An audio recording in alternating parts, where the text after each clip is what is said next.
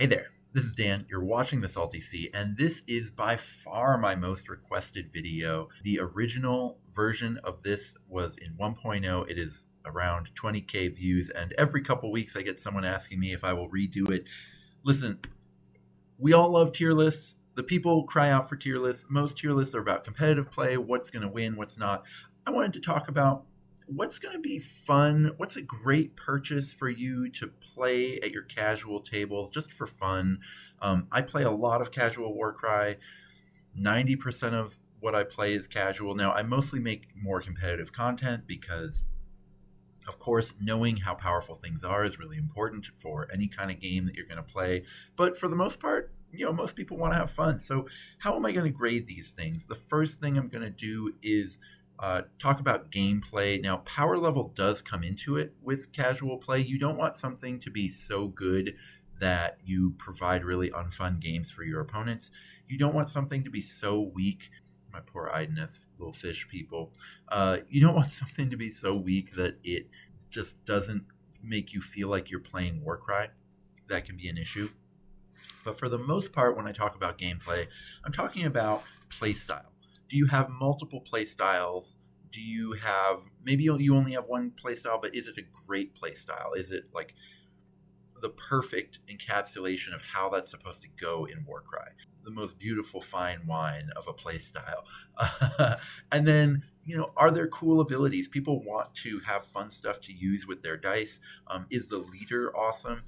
Especially if you play narrative play, the most important thing if you're going into narrative is having an awesome leader. And so needing that, like you need that in a faction. You need an awesome leader in a faction to really to want to go the distance for a long time with them casually, because you'll do them in some campaigns sometimes where you need the great leader. Sometimes you'll just like sort of have a relationship with the leader of your warband in a little bit of a way. So I think that's really important too. Models, I didn't want to go too deep into this, but basically, are they newish models? Do they hold up if they're old? There's some real groaners in there. There's fewer than there used to be. When I first made this, it felt like half the factions in the game had like 50-year-old models, and it's actually pretty shocking how many of those have been cleaned up, which is kind of nice. And then I also just, are they seaworthy is just whether I like them or not. Listen, this is one person's capricious, annoying thing. If you watch the long version, you'll see my reasons for all of these grades, and that will, let you kind of filter out my opinions if that's what you want to do. Finally, there's accessibility. Can you play with just one box? I think that's really important for casual play, is just how easy are they to collect. Not so much one box play, because I genuinely believe that most people, most of the time, are not going to be satisfied with just one box worth of Warcry stuff over a long period of time. You're going to want to tinker. Half the fun of Warcry is just like trying a slightly different list every time. You're always going to want to tinker a little bit, but can you at least start with one box? Are just two purchases, will that give you an interesting, compelling set of options? Something like that. So I think that's important. And then I'm not actually grading factions on how hard they are to play, but I think it's important to mention it with every faction, because some people really like a really hard to play, challenging faction, and some people really don't. And so I think that's just relevant information to know at all times for what kinds of factions to get into. So all that said, let's get into it. All right, so let's get moving with the Askergan True Blades. They're power level wise, they're just right. They're a little on the weak side, if I'm being honest, but they're not so terrible that it's really a problem in casual play. Now, as far as play styles, they really only have one, in my opinion. Basically, you load up the fighters with just really big attack profiles, and you just kind of hope, right? You like give them divine blessings, things like that to really boost their damage. You can kind of play around a little bit with the 3-inch range guys, but man, 90 points for only 3-4-1-4 is just, you're not going to do that more than once before you get tired of it. Is their playstyle incredibly compelling? This is a tough one for me. I hate to start us off with a 0.5, but I'm Not really sure that it is, but it's not like they don't have a playstyle, right? They at least have a thing that they do. So, I'm going to give them a 1 for this.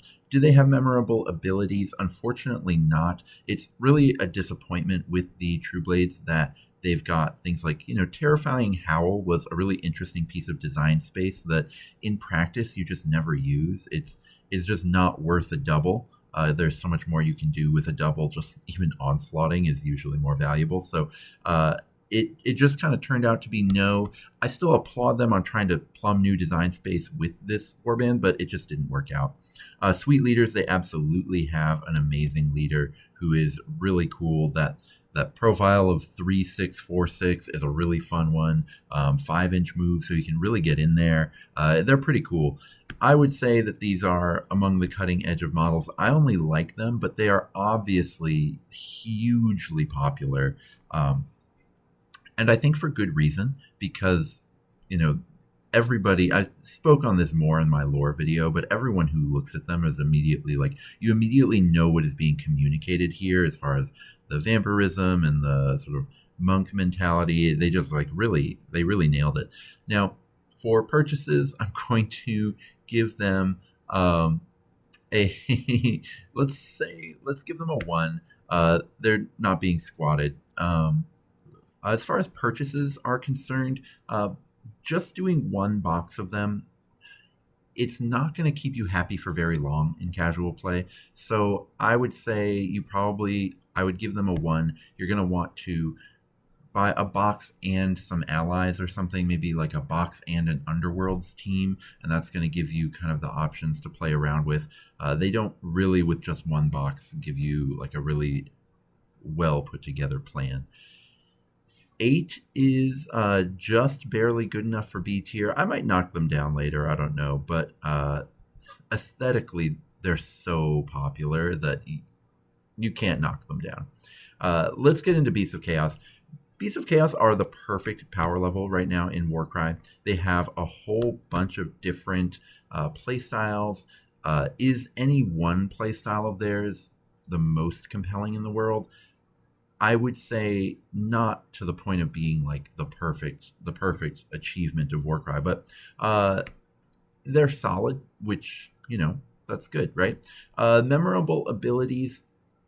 They have the Great Bray Shaman ability, which is really amazing. The pull that everyone loves to do. And beyond that, I mean, things like the huge movement buff in round 1 are somewhat memorable, but I don't think I can give them more than just like a 1 here. Do they have sweet leaders? They have so many amazing cool leaders, as far as the Doom Bull, who is so cool. They have the Great Bray Shaman, of course, and then they have, I think, the Blood Kinds are really cool, things like that. No, they do not have newish models, and it really does show.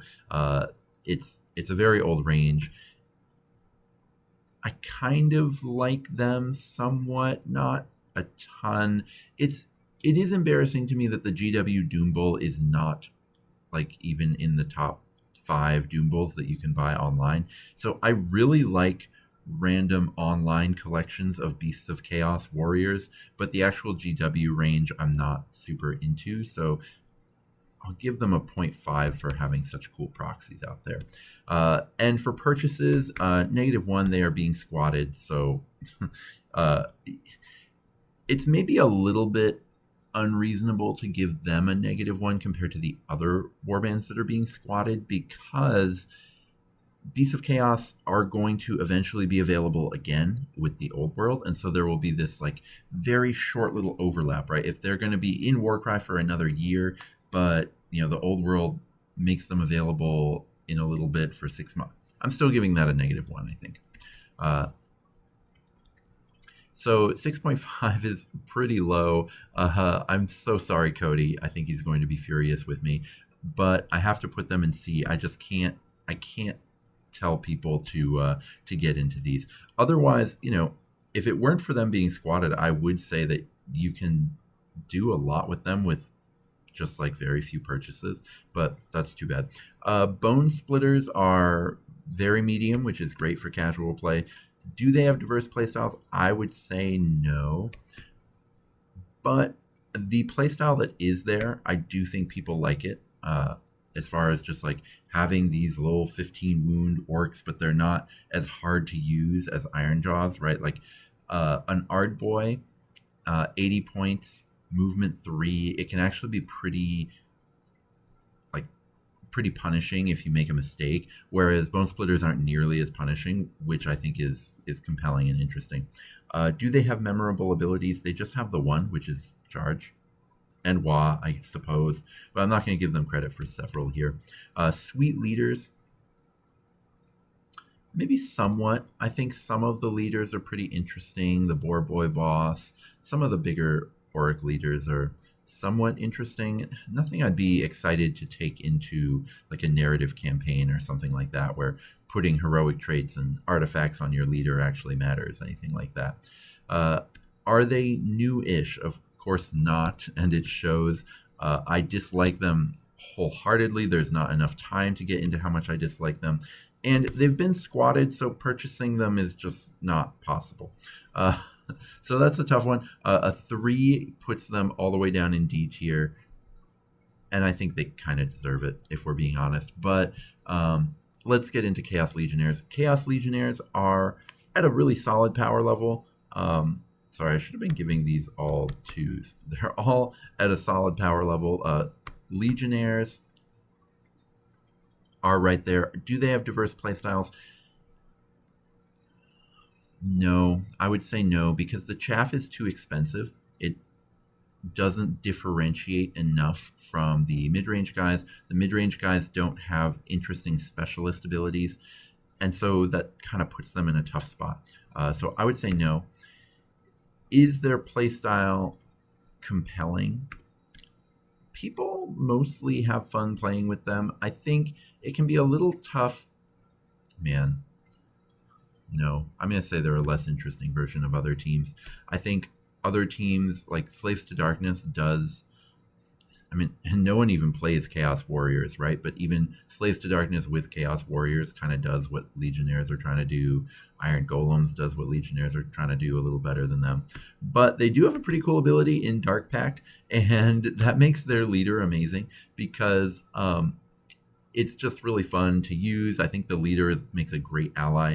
I think the sculpts are among the best that GW has done. They are, of course, way too complicated to paint, but other than that, they're really amazing. I like them. I don't love them, but that's good. And purchase-wise, this is tough because getting a double box of them, I wouldn't say gives you a huge benefit because the chaff is so expensive. So really what you're looking at is like one box and an ally, which is kind of fine, right? So I would say I would even give them a 2. Maybe if this is your first ever faction, they're not a 2 here. I would say a 1. But if you've played Chaos around quite a bit, you'll be able to make just one box work for them. And I've been forgetting to talk about the ease of use. These are kind of a little bit more difficult because piloting mid-range fighters is just tough because the game is so unfriendly to what they do. But otherwise, they're pretty cool. Yeah, 9 in B tier I think is really solid. We haven't seen any of the, I think, sort of very best of the best in casual play yet, but we'll get there in the video. I'm just stalling for time while I look for them on this sheet. I have literally no idea where the Legionnaires are. Oh, here we go. Okay. Let's get into Claws of Karanak. Claws of Karanak, are they too bad? I think they are too bad, unfortunately. They do have diverse playstyles, though. Yeah. Maybe it's just kind of if you squint, because I do think that the playstyles are either you try to chain, they have their whole ability scheme, and I would say, yes, it is a playstyle, right? And it is memorable, but their whole thing is they try to chain react they get Inspiring Presence on a double, and they try to chain react it across the warband. But It's not very powerful, which is tough, but it is like a thing you can do, and that is a wild, janky combo that you can do, and it will do almost nothing to your opponent. But it is the thing you can do the thing with them, so they get points for that. The other thing you can do is you can. Not everyone has the rune mark to do that, and so you can just focus on the ones that aren't totally embarrassing from a stats perspective, which puts you in a situation of not having any good abilities. But at least if you try them and you don't like trying to do like the dog pack thing, you can at least like have some fighters that function on the board, which is okay. Is their leader sweet? No, but they're not bad either. It's this guy is the Untamed Beasts leader, and the Claws of Karanak leader is the exact same scroll as him, but 5 points more expensive. This guy's actually pretty decent though, so I've seen him do a lot of work in some games, and so only being 5 points worse than a different really good fighter at that points cost isn't a big deal. The sculpts are incredible. I think this is everything that Khorne always should have been. I don't love all of them, but some of them I truly love. I think the leader is so cool. I think the weird hound dog guy is so cool. I mean, let's get a real good close up of him. He's amazing. I think it's hard to tell in that picture, but I think the sculpts are really awesome. So I would give them 2 points here. Purchase wise, it's tough because nothing works on a competitive level. So what works on a casual level? You're probably going to still need 2 boxes because you're going to either want to lean in towards the profiles that at least kind of do something, or you're going to want to lean into the profiles that like do the chain reaction of inspiring presences. And one box doesn't have quite enough of either one, so you're going to need to get 2. They are extremely hard to play, very hard to play, because you have to set up that chain reaction. Or if you don't do that, then you're just playing with fighters that are just like slightly worse versions of more efficient stuff, which is another type of extreme hard mode. So they're really tough to play. I'm not giving sort of plus points or minus points here, but because some people like a faction that's hard to play, but it's just something you need to know. So I'm putting them in B tier eventually here once I find them. Here we go. And I think that's fine. I think, man, it's tough putting such like a weak faction in B tier, but that's okay because I think everything else goes so well that if you don't mind losing a lot, I think you might really love Claws of Karanak. I think they're really cool. Corvus Cabal are just right. In a lot of situations, they can feel really, really bad, but then all of a sudden you get a game where you get to start on terrain, and then it's like, oh my god, Corvus are incredible. So it's a little bit weird and swingy, and so, like, for example, I wouldn't call their playstyle Warcry's Platonic Ideal because it's just so swingy based on whether you get to deploy in terrain. And it puts you in this odd situation of like when you set up terrain, do you put the terrain in the places that you think you're likely to draw a mission for, something like that, just to set it up that way. And that's kind of a weird situation. Like your opponent kind of has to be okay with that, or it's tough, right? They don't really have diverse play styles. They used to. Maybe it's if you squint. So what they used to be able to do is you could spam the Kabbalist, the chaff model, who wasn't quite a chaff model because he had a really good spear. You could spam that guy, and he was actually really good.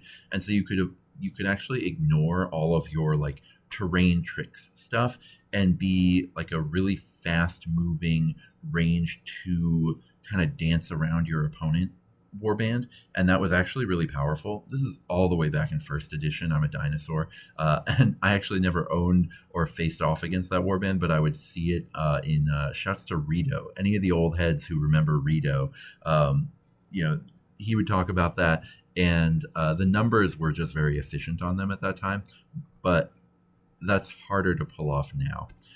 Memorable abilities, yeah, their abilities are incredibly memorable. I mean, the leader ability isn't as good as you want it to be. It's another reason why Asker can True Blades. I'm saying have none, but so maybe they only have one. Well, see, their playstyle is like so distinct and so memorable that I think they get the points here. Their leader is not very interesting. She's not as bad as she's given credit for. She's actually not the worst, but I don't think she's good enough to get you a point here. It like one of the first things people say when they look at Corvus Cabal is like, why isn't the big guy the leader? I actually kind of like that maybe I don't like it because maybe you'd ally him. I don't know. But you kind of wish, right? Like you wish you could ally him in other teams. It's tough. Anyway, I don't think they get points for the leader stuff. These are, in my opinion, the best models in Warcry as far as cutting edge. I never purchased them because I wasn't that interested in painting them. Like I didn't have any ideas for birds. But now that they've been squatted, maybe I'm like a little bit more interested in trying to find one. But they do get -1 for having been squatted. That's just a really tough look. It's going to be really hard to find them now. And you're only going to get a year to play with your toys, which is a little bit tough. Hopefully, of course, all of these squatted warbands, hopefully they get Legends rules in whatever comes next after 2nd edition. So all of that, there's just a lot of highs and a lot of lows for Corvus Cabal. But I think that putting them in B tier is very reasonable. I think, they stand up next to these other interesting bespokes really well. Let's take a look at, say, the Sigmar Castellites. They are bordering on being too good, but they're not. They're just right for casual play still.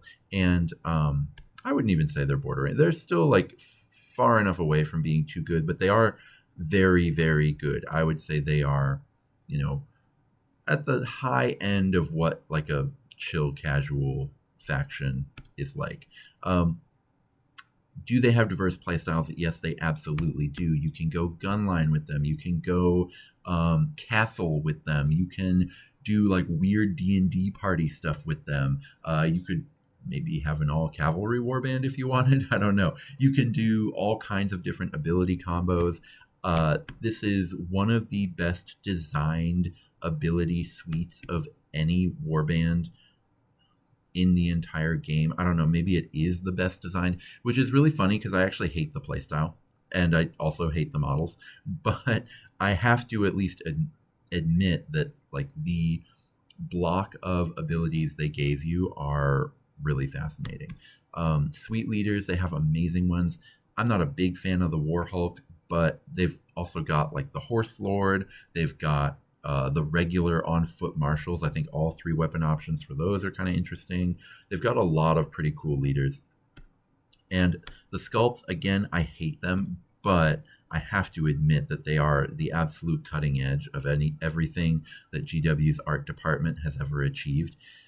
Purchases wise, though, they are going to be pretty high effort because you can't just get some steel helms and be good. You can't just get the D&D party and be good. You've got to get like 3 D&D parties to really look good in Warcry. So it's going to take a lot of effort to like put Castellites together, but that's really one of the only bad things you can say about them. Ease of use wise, so you would think because of all of their crazy overlapping aura, reaction stuff that I would call them demon, but having seen them played a few times now and played against them, I think 3 times now, it's just not that hard to play them because they're just good, right? And there's a certain point where when something is good and they want you to set up all these like beautiful mind things, but if you screw it up, you don't get punished that much. So they're actually not that hard to play, even though, the combos are crazy. It tells you right on the box what everything does, and they don't do like a ton of other things that you don't realize necessarily on the box. So I would say, yeah, they're actually like the ability suite might seem intimidating, but if you're like a pretty casual player, it's not going to be that easy. It's not going to be like troll easy, like Bone Splitters. I know I've said a lot of bad things about Bone Splitters, but like one thing I do think how easy they are to play is a good thing. They're not going to be like that because you do have to set up all of the circles and stuff, but they're not too bad to approach. So this, ooh, man, I almost want to just like give them S tier, but I won't. We'll see if anybody, maybe I put the bar for S tier too high. We will adjust at the end, but I do think that Cities of Sigmar are just an incredible casual warband for people to get into. I can't recommend them enough, even though I can't stand them. COS Darkling Covens are just right for casual play. Do they have diverse play styles? No. They're really just like a chaff spam warband. That's kind of all you really get now with the Dark Elf Cities of Sigmar teams. There's not a lot there. They also have a bit of a leader problem where they have this really cool ability where you can go really fast and then get +1 attack. So it's made to like alpha strike your opponent, which is really amazing. But the thing that you are alpha striking in is just like a super fragile, terrible elf. So I'm gonna say you can go for that and you can kind of do that, or you could play like you have multiple different chaff options for what you're doing, and the chaff are all decent, so maybe that kind of gives you different play styles you can try. Like you could try to be all kind of defensive dread spears, or you could try to go fast, take chances, and stab things and shoot things if you wanted to with like Corsairs, which are only 60 points. So you can, yeah, I would say if you squint, you can see some diverse playstyles there. Is the playstyle compelling? It does a thing, and it has the chaff to back it up, but it's tough. The only reason I'm not going to give it a 0 here is there aren't enough like reasonable ways to play elves. If I ever painted my Daughters of Cain, I would just run them as Darkling Covens, honestly. Like, that's how bad Doc is right now. So, just because they are an elf faction that is functional, I would say that I give them a 1 here. Memorable abilities, again, like I said, the ability is like a weird non-bow with the stats, and then like you want the Sorceress to have a really cool ability or the Assassin to have a really cool ability, and then they just don't. The Sorceress has this like terrible quad that all quads are bad. So I'm just going to say no, they do not, which is too bad. Their leaders, some of their stats on their leaders are things that would be like an acceptable secondary threat if it also had, or like your third threat really, but if it also had like an interesting ability you could play with. Wouldn't even have to be necessarily powerful, right? I mean, this is a casual tier list, not a competitive one, but it just doesn't really match. So I'm going to say no, especially because the Assassin doesn't have it. Like, when we get to Skaven has a really similar Assassin character to this guy and just has an incredible, cool, evocative ability to go with it. But Cities of Sigmar just doesn't get to have that. The models are not new, and it does show. I was somewhat surprised. Well, no. Given how much other stuff was squatted, if they had squatted this, I would have been shocked. But like, I was actually kind of surprised that they got rid of Beasts of Chaos, though it is staying in the old world. But basically, like, all of these D&D factions, you'd be crazy to get them out of the game because a lot of GW's sales come from Dungeons and Dragons. And so, like, I think really they should be focusing on, they don't care what I think, but if I were GW, I would care a lot about trying to get sculpts in that are like, I have a Dark Elf Ranger and I'm looking for a thing. What is the best Dark Elf Ranger sculpt available that fits in D&D? If I'm GW, I want that answer to be me, right? Like, if I'm looking at, like, I have a sweet badass paladin, well, like, The Knight Relictor is the literal perfect, mace wearing cleric slash paladin you could pick. This guy wouldn't really work as a paladin, but he would work great as a cleric, right? This is the most badass cleric. You could definitely argue if you're GW that like we have the coolest paladins on the market, we have the coolest clerics on the market, we have the coolest like barbarians and warriors on the market. They just don't have the coolest like drow on the market, which is something that if I were them, I'd be trying to focus on. The same is going to be true with Dispossessed. So actually, all that said, I don't hate them.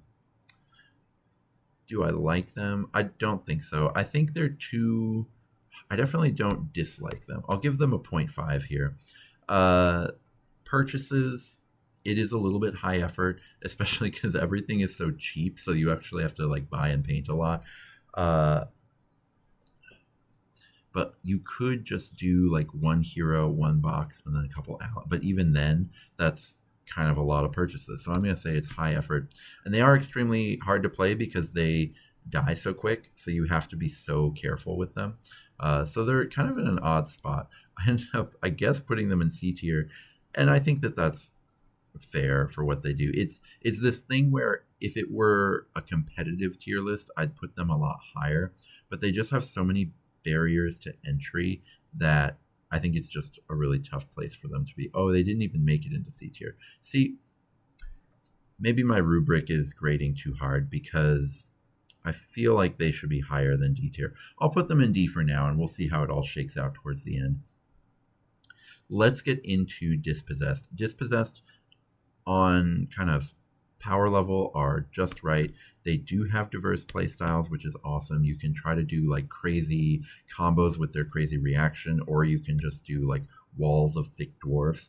I think that this is the platonic ideal of what a combo play style is supposed to look like, as far as forcing your opponent to kill a fighter who has their reaction up, who then gets to use the reaction to do something really crazy somewhere else on the board. It's incredibly beautiful.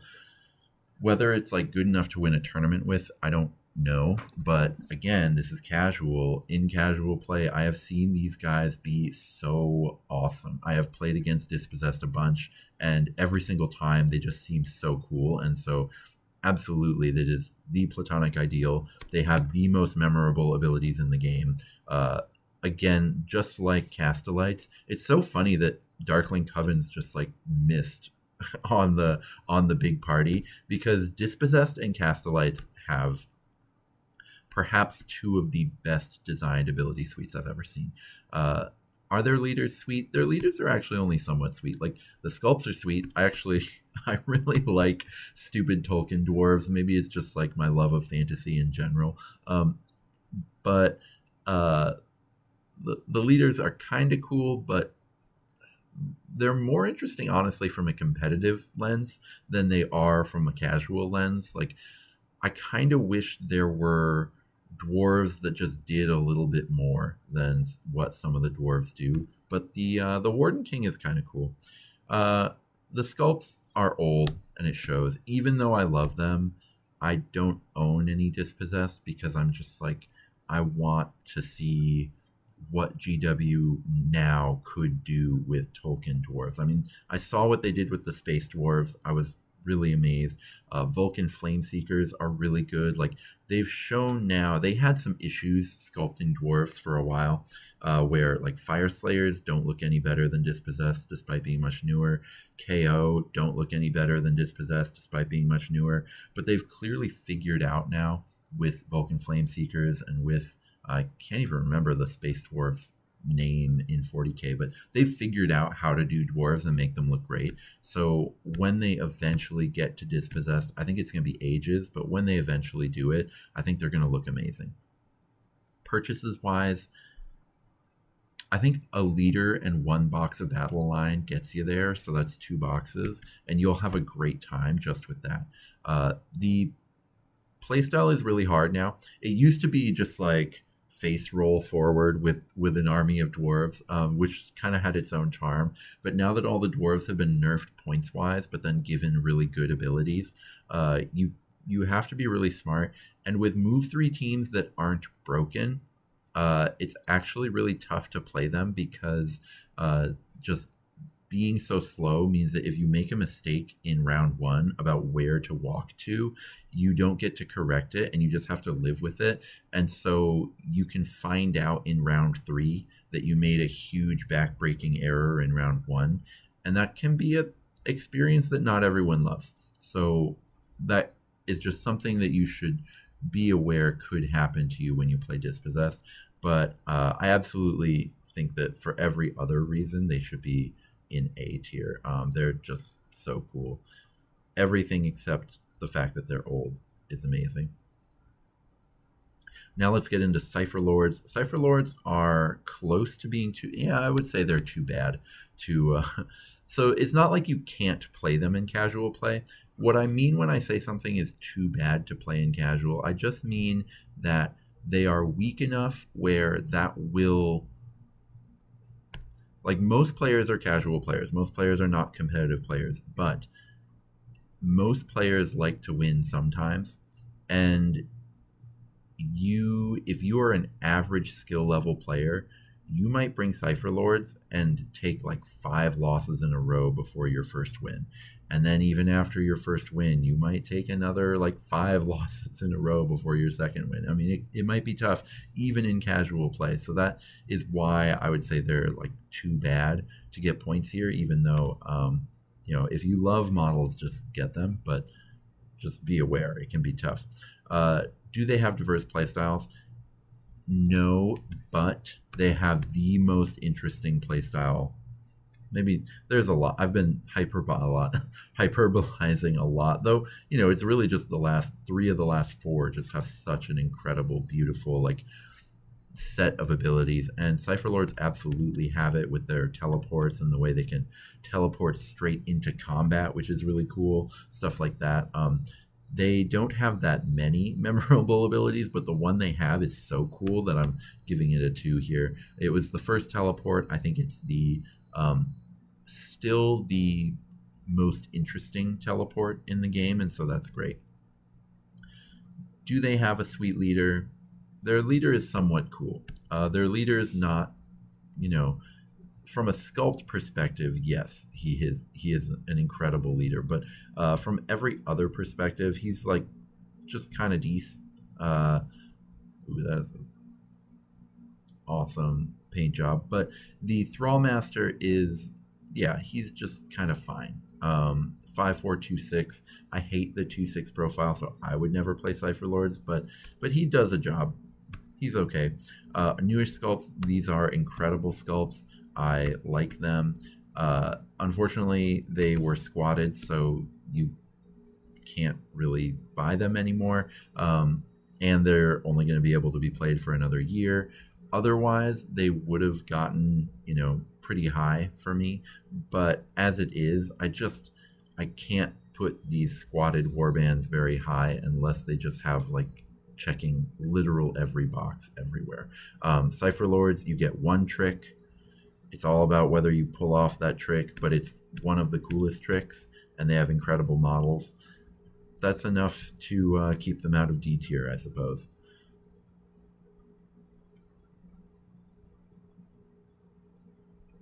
They were the very first warband in the list, and I just went all the way through without finding them. Amazing stuff.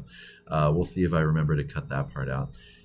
Anyway, it really does hurt me to put Cypher Lords that low, but the problem is just, like, it is a power level problem. It is a squatting problem. Like, I would hate to give people the impression that they should purchase something when they really shouldn't, and I don't think you should purchase Cypher Lords.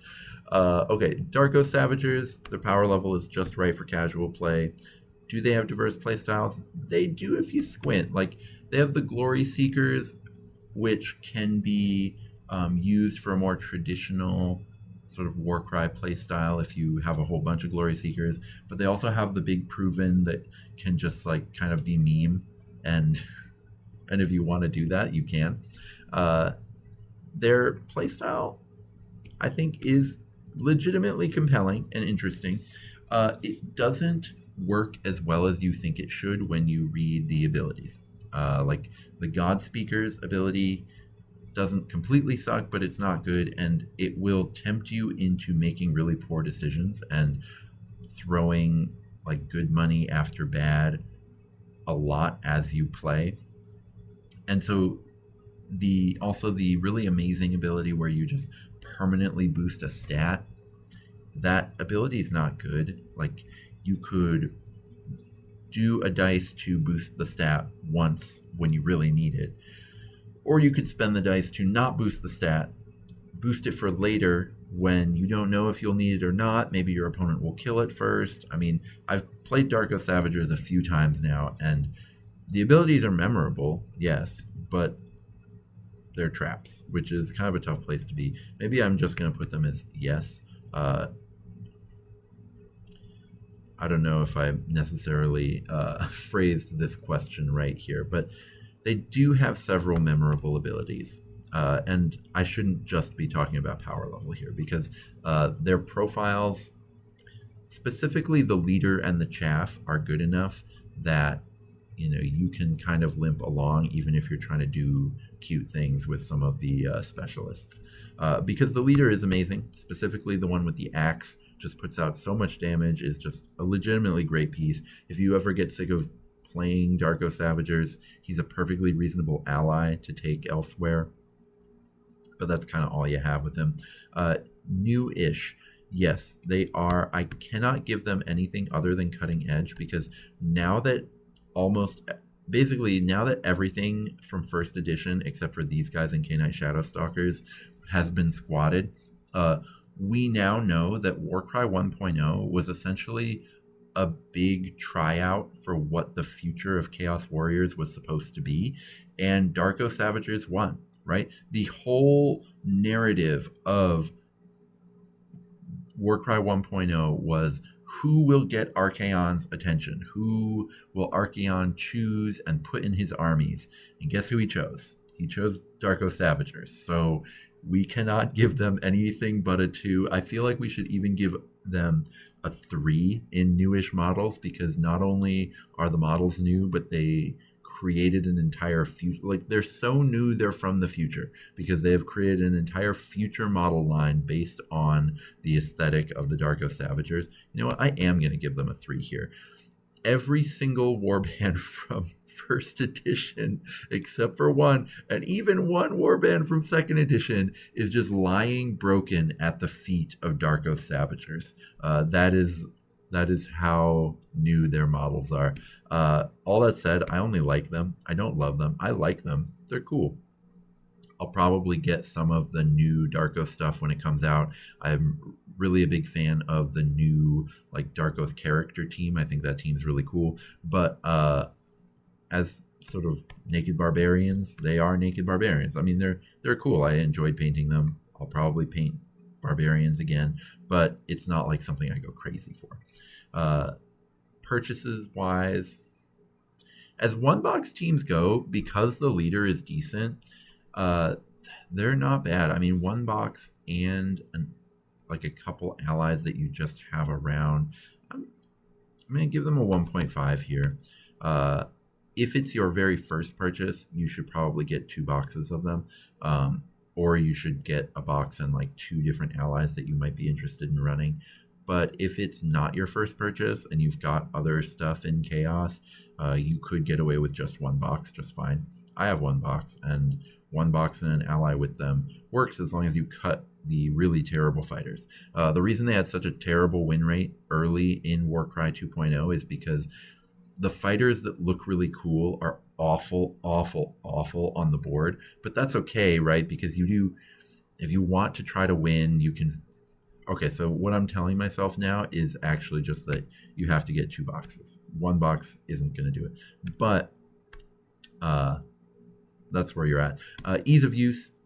Again, this is another team where they have really complicated abilities, but it actually doesn't matter that much if you use them. So I'm not making them hard to play, because they're just not that hard to play. So where does that put them? 13. This is my first S tier, and it's all because I gave them points for murdering every other. But that's the point, right? That was the point of the 8 points, was all of these warbands coming to the 8 points to kill each other, and the Darko Savagers won. So they have to be an S tier. Again, they're the very first one on the list, and I missed them. But yeah, Darko Savagers S tier. Buy all of the boxes of them because they deserve it. Daughters of Cain are so weak that you will have a tough time running them in casual play because you just won't feel like you're playing the same game as your opponent is. Do they have diverse playstyles? If you squint, right, you could try to spam knife ladies, or you could try to like use the fancy models. Neither works. Both are less interesting versions of what other teams do. Do they have memorable abilities? They have one, which is the one on the legitimately amazing Bloodrack Medusa. They're so funny because they have one of the most interesting allies in all of Order, and then the rest of the team is completely unplayable, like so bad that you just can't even use it in casual play. Like literally, I mean, it's not even like Cypher Lords. Like Cypher Lords are better than Daughters of Cain. Like you just will struggle so bad if you try to play these into like an equally skilled opponent playing a really bad list. You will still never win. And so again, I get it. This is casual play. Some people can manage. Some people can go 0-10 and have fun. In my experience, most people need to win like 1 out of 4 of their games to still keep on having fun. Personally, I'm that way. Like if I go 1-3 at a tournament, I have a great time. I guess I've never gone 1-5 at a tournament. I don't know, but like 1-3, I can do that and have a great time. I can't really go 0-4 at an event and have a great time. That's just me. Maybe that's a failing on who I am. But I think in general, even in casual play, if I have like a 3-game losing streak, I'm like, okay, I'm gonna maybe try a little harder.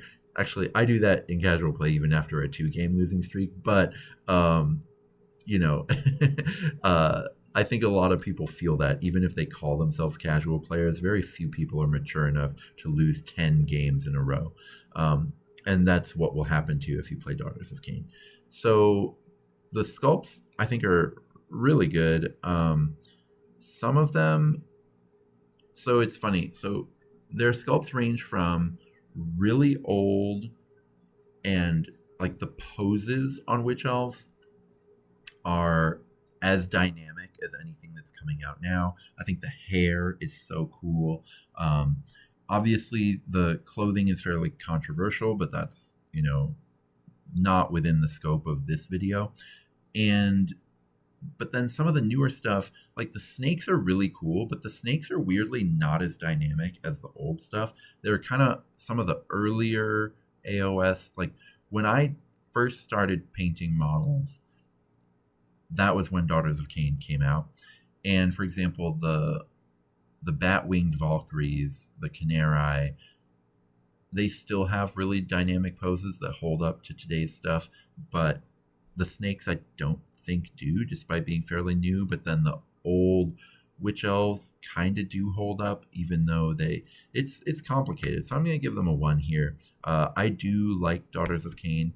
I wanted to love them, but I just like them. Maybe if they had good rules, I would love them. Like if I painted them and played them, because I just have a box. I'm like literally looking at my first edition Warcry box of Daughters of Cain. It's 5 snake ladies, 10 witch elves. Haven't opened it, haven't painted it, but it's there. It's on my shelf. And when they get good rules, I'll try it. Maybe I'll feel like I'm loving them once I'm painting them, but for now I'm just going to give them a 1. If I really loved them, I would have taken them out by now. The fact that it's a first edition box can tell you how old it is. Purchases, they're extremely high effort, and they are one of the hardest factions in the game to play because they are so bad. So 6 here puts them not quite in B tier. So they're going to be in C, and I think that's a fine spot for them. Let's get to Demons of Khorne. Demons of Khorne they're close to being good enough to not be too bad. They're certainly better than Daughters of Cain or Cypher Lords are, but they're bad. Some people brought them to Adepticon in both the narrative and competitive tournaments, and they went a combined 0 wins, 2 draws, and however many losses in like several players, more than 2.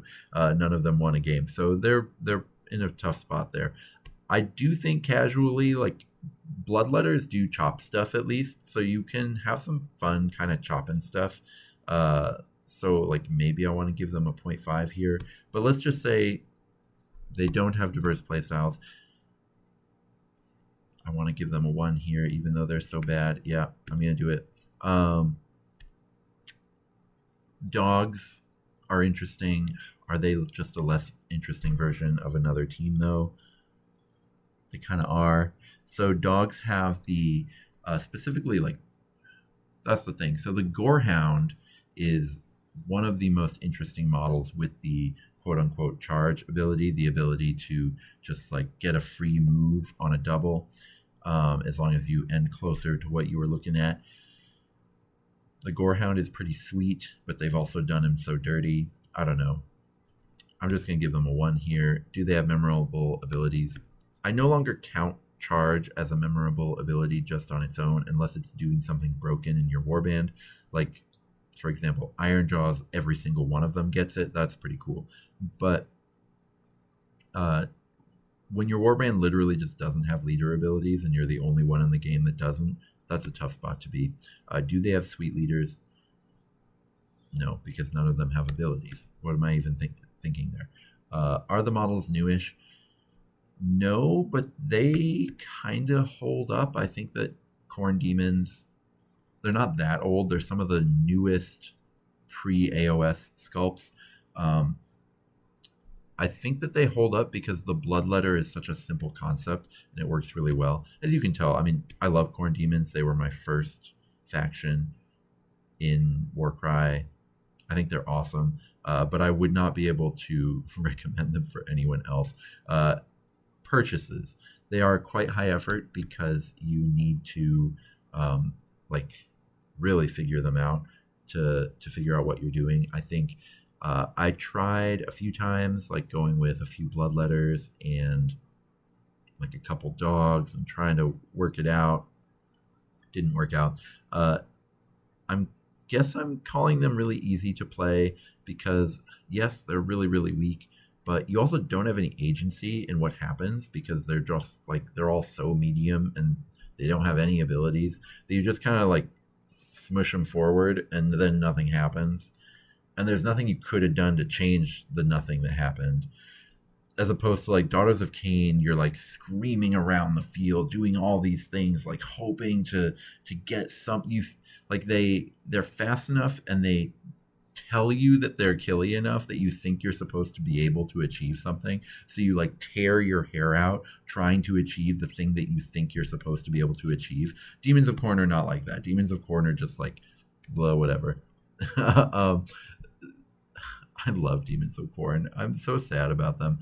Let's put them in D tier where they belong. D is for demon. And let's talk about some other demons that are actually pretty good. Nurgle demons are too good to really play in casual play, but you can take a bunch of flies and then they're not too good because the flies suck. Or you could take Beasts of Chaos or Beasts of Nurgle aren't that good, etc. Do they have diverse playstyles? Only if you squint, because you can either play a bunch of Plague Bearers or Nurglings, though. You could go all in on Nurglings, and it would be pretty freaking cool. I'm going to say they have a very compelling playstyle. I enjoy playing Nurgle Demons a lot. I think a lot of people hate them because they seem so simple.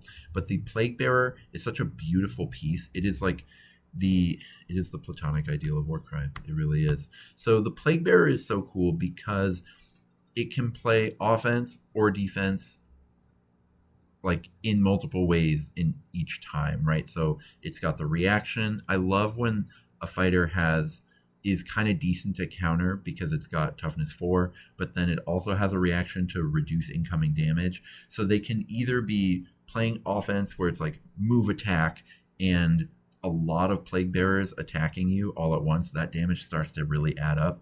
Or they can play like just defense of like wait and try to react and remove incoming damage, or they can do this like counter punching thing.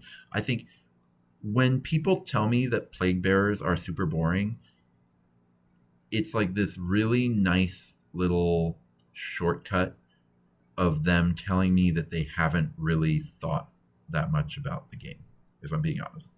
Maybe I'll have to cut this part. I don't know. I think plague bearers are like so cool, and they are overtuned, but the idea of like what a defensive stalwart unit is, like what a slow defensive unit is supposed to be, where it's like attrition damage and being able to like reduce incoming and splash damage back, things like that. Like that is the perfect package there. They're just like overtuned and they're too powerful, but they are like a really incredible playstyle in my opinion.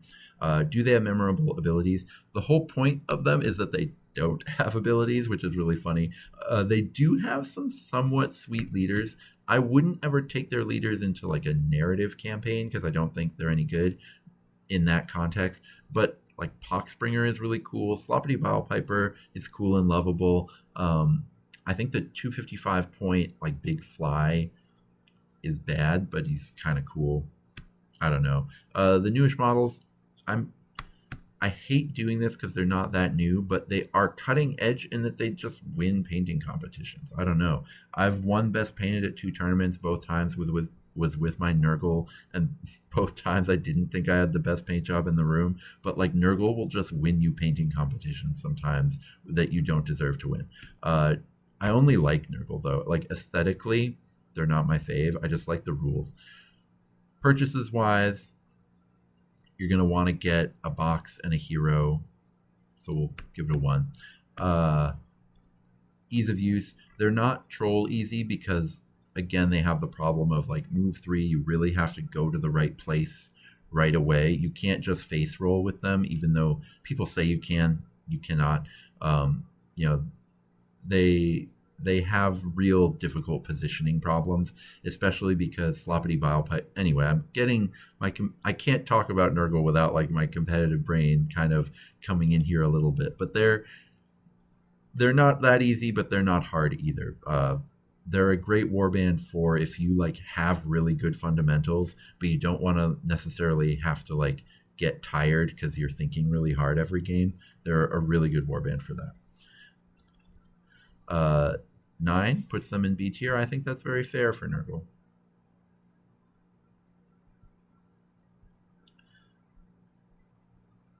All right, let's get into Slaanesh. Slaanesh they're good enough that they're not too bad. They have some cool stuff that they do. They've got like the Fiends that are pretty cool. Unfortunately, their sort of main chaff, the Demonettes, are not quite up to snuff in this edition, but they at least like can do stuff, and so they're not so weak that you won't have fun with them. They do have those diverse playstyles because you can like go crazy with the mirror, or you can do kind of a lot of their control abilities.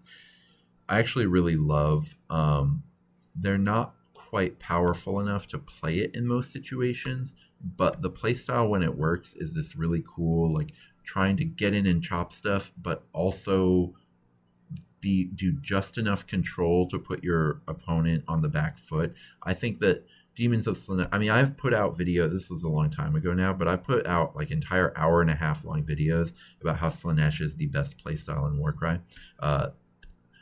Cooler stuff has come out since then, but I think this is a true ideal playstyle warband. If you ever liked blue-red in Magic the Gathering, Slaanesh demons are the epitome of what blue-red is, of blue-red counterburn. Memorable abilities, they have several. They're very cool. Sweet leaders, only somewhat. The mirror was like changed to be a lot less sweet, but also not to be awful to play against. So it was a necessary change, but it has left them in this area. I'm actually going to just say no. Where just like none of their leaders are that good. I do think that the harp is a sweet leader, but I've never played with it yet. I'm going to give the harp a point. I think the harp is cool. Newish models, Yeah, somewhat new. Some of them I think are like cutting edge. Like I think the mirror is so amazing. I think that the new fiends are really cool. But some of it, like demonettes, I don't think they quite nailed what the people are looking for with demonettes. It's such a difficult thing because like they can be, if you lean too much in one direction it comes off as tacky. If you lean too much in the other direction it's like, why do they exist? It's tough. Games Workshop has really struggled just in general dealing with what Slanesh is supposed to be in that way. But it's also one of my favorite factions in the game despite that. They are quite high effort to collect. um, Ease of use, yeah, they're tough because it's tough to keep demonettes alive, but otherwise, like they have these control abilities that are harder for your opponent to play around than they are for you to use, which is a good place to be. Um, A tier, I don't think any other person would put Demons of Slanesh in A tier for casual play, but it's my channel. I get to decide. Let's get into Demons of Tzeentch. Demons of Tzeentch are just right ever since Divine Blessings came, because you can give them a free reaction, which all of a sudden unlocks a whole playstyle. If you squint, they have diverse playstyles. I'm saying that because you have to buy Ephelim's Pandemonium to unlock the second playstyle. But their whole thing about splitting is legitimately compelling. I'm not calling it platonic ideal because it's not. It just isn't. Memorable abilities, yeah, split is so memorable. And then they also have these ways to like really boost their strength, which I think is going to give me a 1.5 for this. Sweet leaders, no, they just have the Pyrocaster, who's only somewhat sweet. Are they newish? No, but they hold up, in my opinion. I actually don't like them, but I do think the sculpts hold up, despite being like, I think the sculpts are good, even though I don't really like them. Other than the flamers, I like the flamers a lot. Purchases, they are quite high effort. They are, if anything, the highest ever. I would almost give them a -1, but I'm reserving that only for things that have been squatted. So they almost make it to B tier, but they don't. And I think that that's fine. These are for people, if you love the aesthetic, man, they're quite a project. And so it's not for casuals. The only person I know who plays Demons of Tzeentch is like the least casual gamer you'll ever see, despite being the most chill gamer you'll ever see. Shout outs to Avery. Love you, man. Let's get into Flesh Eater Courts. They are power level wise, they are just, actually they're close to being too bad. They're not so bad that they're too bad. They're not so bad that you won't have fun with them, the way like Cypher Lords, Demons of Khorne, Daughters of Cain are. They're not that bad. Diverse playstyles, yes, they do have them, because you can build around multiple leaders, and the stuff is compelling, but it's too wonky, I think, to be the platonic ideal. They have this like really cool sort of inspiring presence again for the chaff, but they pumped up the points on the chaff, so it's really hard to make it work, which, maybe it should be hard to make it work, but that's where you're at. They have a lot of really memorable leader abilities that are attached to pretty fragile leaders that make those leaders way better in Soulblight Gravelords or OC Bone Reapers, which is just not where you want to be, which is too bad. But that's not Flesh Eater Courts' fault necessarily. That's competitive tuning problems. That's a problem with competitive balance. It's not Flesh Eater Courts' fault. I think as a casual warband, I think you'll have a lot of fun with them, because their leaders are amazing. Their sculpts are... Actually, I don't want to give them a 2 here. Their sculpts are brand new for the most part, other than the ones that aren't. Yeah, I'll give them a 2. That seems generous. Every feck looks the same. Like, that's my problem with them. Every Flesh Eater Court model that is a similar size to the next model, they just look the same. And Usharon just looks terrible, but that has nothing to do with Warcry. Hilariously, despite saying that about them, I like them just because I like painting them, specifically the big ones. I have a bunch of the big ones I've painted because they're just really fun to paint. Purchases, they are pretty high effort. Well, but the Vanguard gives you a legitimate warband, but it doesn't give you any chaff because it's the newer men at arms types guys. Yeah, I'm gonna say high effort here. 12. A tier for Flesh Eater Courts. I guess they're just so new, you know. I don't like putting them in A, even though I do. I mean, I gave them so many points for being sweet, because they are. It's, again, this is me not liking them because they're weak, but they're not so weak that if you don't mind losing a little bit, you won't have fun, right? Because you won't lose every game. You'll win sometimes. They're like weirdly unbeatable in treasure missions, for example, but there will be some situations where you just feel really bad about them. Let's get into Fire Slayers. Fire Slayers are just right from a power level point of view. Diverse play styles. You really have to squint. I would say no. They do not have diverse playstyles, and they're compelling. Their playstyle used to be a less interesting version of another team. Now it is legitimately compelling because Cities of Sigmar was dispossessed, was like made to be something completely different. Do they have memorable abilities? They have one. They have the one where you shoot them. Oh no, and they have a rampage on a triple for some heroes, and they have the one where if you shoot them, they get -1 move, which is kind of cool. Yeah, they do have memorable abilities. Do they have sweet leaders? They have somewhat sweet leaders. Unfortunately, dwarven leaders are just not as cool as they should be. I don't know why they just made them all just really weak, but they pointed them to be fair for how weak they are, so they're just like very cheap, which makes them less memorable as leaders. So I can't give them a 2, even though Fire Slayer's leaders, like 3 or 4 of their leaders are legitimately good, and like really point for point efficiency wise really strong on the table, but I can't give them a 2 because this isn't about point for point efficiency. This is about like casual fun times, and that is a little small impediment. Is just like the heroes of Fire Slayers are not as badass as they seem like they should be. The models are newish, yes, but they're definitely not on the cutting edge, and I almost want to put them in with the old stuff because I bought and painted Vulcan Flameseekers and had the most fun painting them. I just absolutely adored painting them. When I was done, I searched the Games Workshop website. I was so sure I was going to start like a 1K Fire Slayer army or something. And I just looked at the models and there was nothing I liked except the Magma Droth. And so that was it, you know? So I'm giving them a 0. Maybe what I should be doing is say I dislike them. But the problem is that the models don't hold up, and that's the whole secret behind why Fire Slayers are so unpopular, despite, you know, often being very good in AOS. They are currently very good in Warcry, despite the fact that their win rate is very low competitively. They are very good, but yeah, no one wants to play them. Purchases wise, I would say 2 boxes of Fire Slayers gets you a great warband that you'll have a lot of fun with if you're down with that playstyle. 1 box, yeah, it won't do it.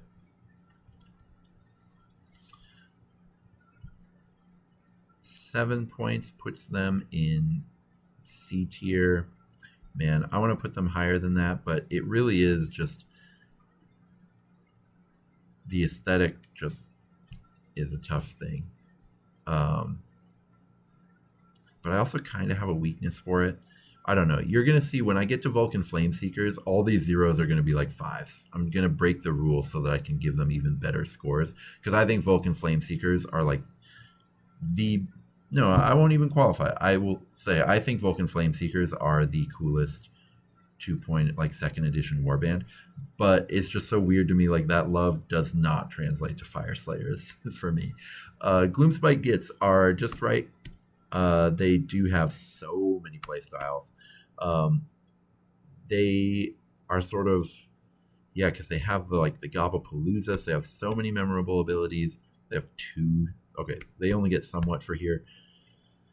Is their playstyle Warcry's platonic ideal? I would say no, because it's so netter dependent, and I hate netters. This is another thing where competitively, it's fine. You get around it, you learn how to play around netters, etc. But it's just like there's so many other things.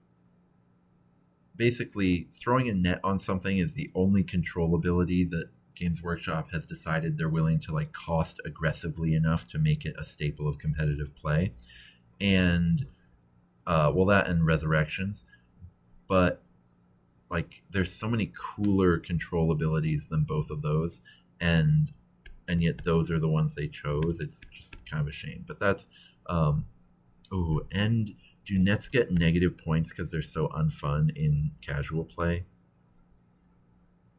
But you can play them without nets, and you're just like, you have some dudes that die quick. But Sneaky Snufflers don't die quick. Yeah, we'll keep them with a 1 here. Because Sneaky Snufflers are so cool. Are they newish? Yes. They are. They're not really cutting edge, if I'm being honest. But, like, the people flock to them, right? Like, they figured out how to make meatballs cool. They figured out how to make, like, the derpiest little green people cool. I have to give them a 2 here. And you can kind of tell I don't love them. Certainly, I kind of have a soft spot for Gits. I think they're kind of cool. So I'll give them a 1 here. Purchases, they're very high effort. And they're extremely hard to play, which they shouldn't be because they're like the silly slapstick goblins, but they're like extremely hard to play. Greencrack's Loon Court isn't so bad, but they are still not easy to play because they cost so much. That gets them an A tier, and I think that that's a great place for them to be. They are a very A tier. I mean, they're just so A, right? Like, this is the point of the casual tier list, is for Slanesh and Gloomspite to get celebrated despite being, like, not very good at all. But they're just so cool that, and, like, the playstyle, if you don't mind taking losses on the chin a little bit, the playstyle is, like, beautiful. It is, like, high art for both of those factions. So, like, I absolutely think they deserve to be an A for a casual tier list, even though, competitively they're both down here, right? But yeah, that's where they deserve to be. Let's get into Gorger Mawpack. Gorger Mawpack are just right power level wise, but they're really hard to play. They only have one playstyle, so no, but that playstyle is going to be so beloved for the people who like it. The memorable ability, see here, I'm giving them points for having charge on everything. They also have the memorable ability of now I'm allowed to pick up a treasure, which is like really funny because that's just an awful way to listen. Just because I'm giving Gorger Mawpack a lot of points here for their stuff does not mean that they're for everyone. Okay, you need to know that.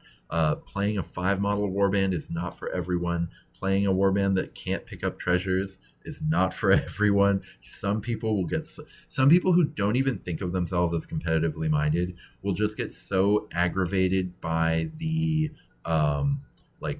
quality of life issues that they just don't like it. But the reason you get those quality of life issues is like all your guys have 30 wounds and do 1,000,000 damage, and they all have charge, right? Like, the whole point of Gorger Mawpack is to table your opponent and lose.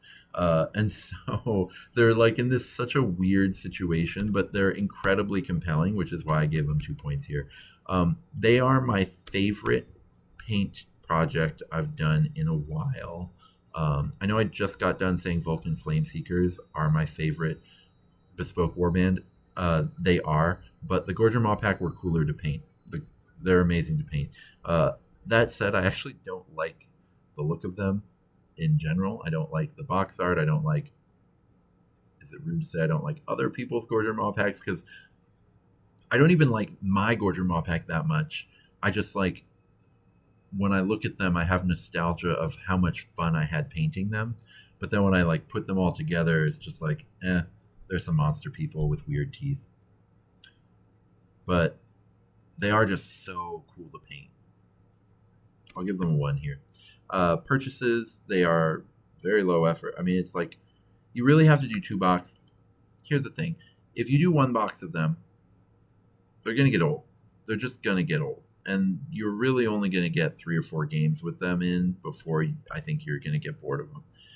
But if you get a box and an Underworlds team in Destruction that you can then ally in to get some cheaper bodies to get them up to like 6 or even 7 bodies, then I think you'll have some fun.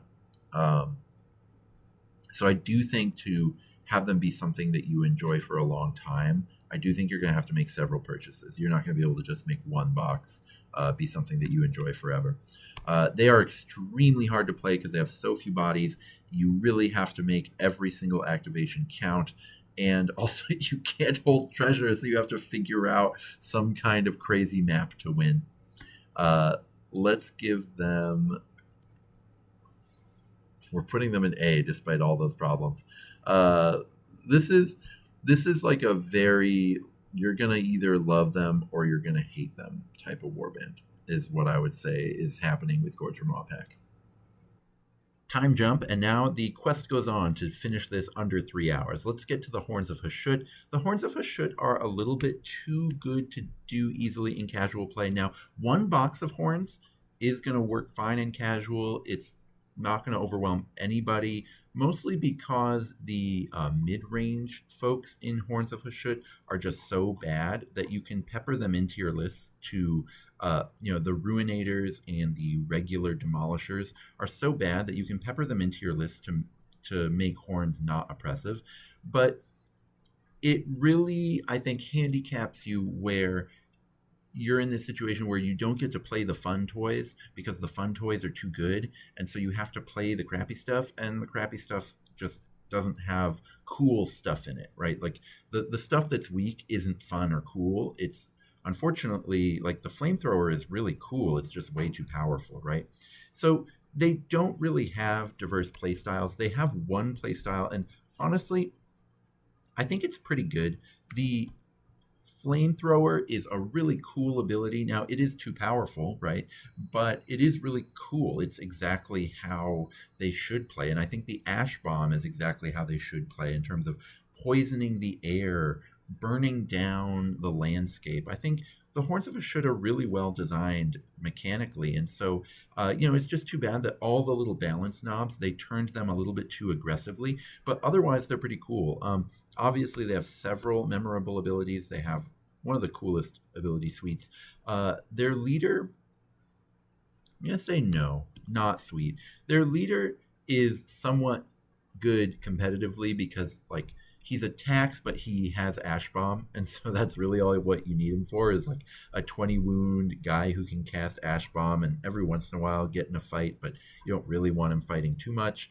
You want him to start fighting in round 3 and just fight a little in round 4, but you want him able to cast Ash Bomb for a while before that. Anyway, he's not sweet. He just kind of exists, which is too bad. Newish. I'm going to say, yes, they are new, but I wouldn't call them cutting edge. These guys, I think, gave a lot of people the heebie-jeebies when they came out. Unfortunately, they were not popular. It's interesting that you can still buy them from the store, which makes me wonder. They have been squatted. We know that they will not be available in the next edition of AOS, and that we don't know what that means for Warcry, but the assumption was always that they would also be squatted in Warcry. But as you can see, you can still buy them right now, so who knows. They have these helmets that were really unpopular at first. I also wonder if maybe the look of them didn't really hit because there's a lot of GW gold on here, and the Citadel gold paints are not necessarily the best paints. Metallic with details doesn't really work that well from a heavy metal painting standpoint, but I don't know, they were just very unpopular at first, so I don't hate them. I don't really like them either. I'll give them a 0.5 here. Unfortunately, they were squatted. We just don't know what their future is. So from a casual perspective, I would steer people away a little bit given that. In terms of how hard they are to play, I would say it's pretty average.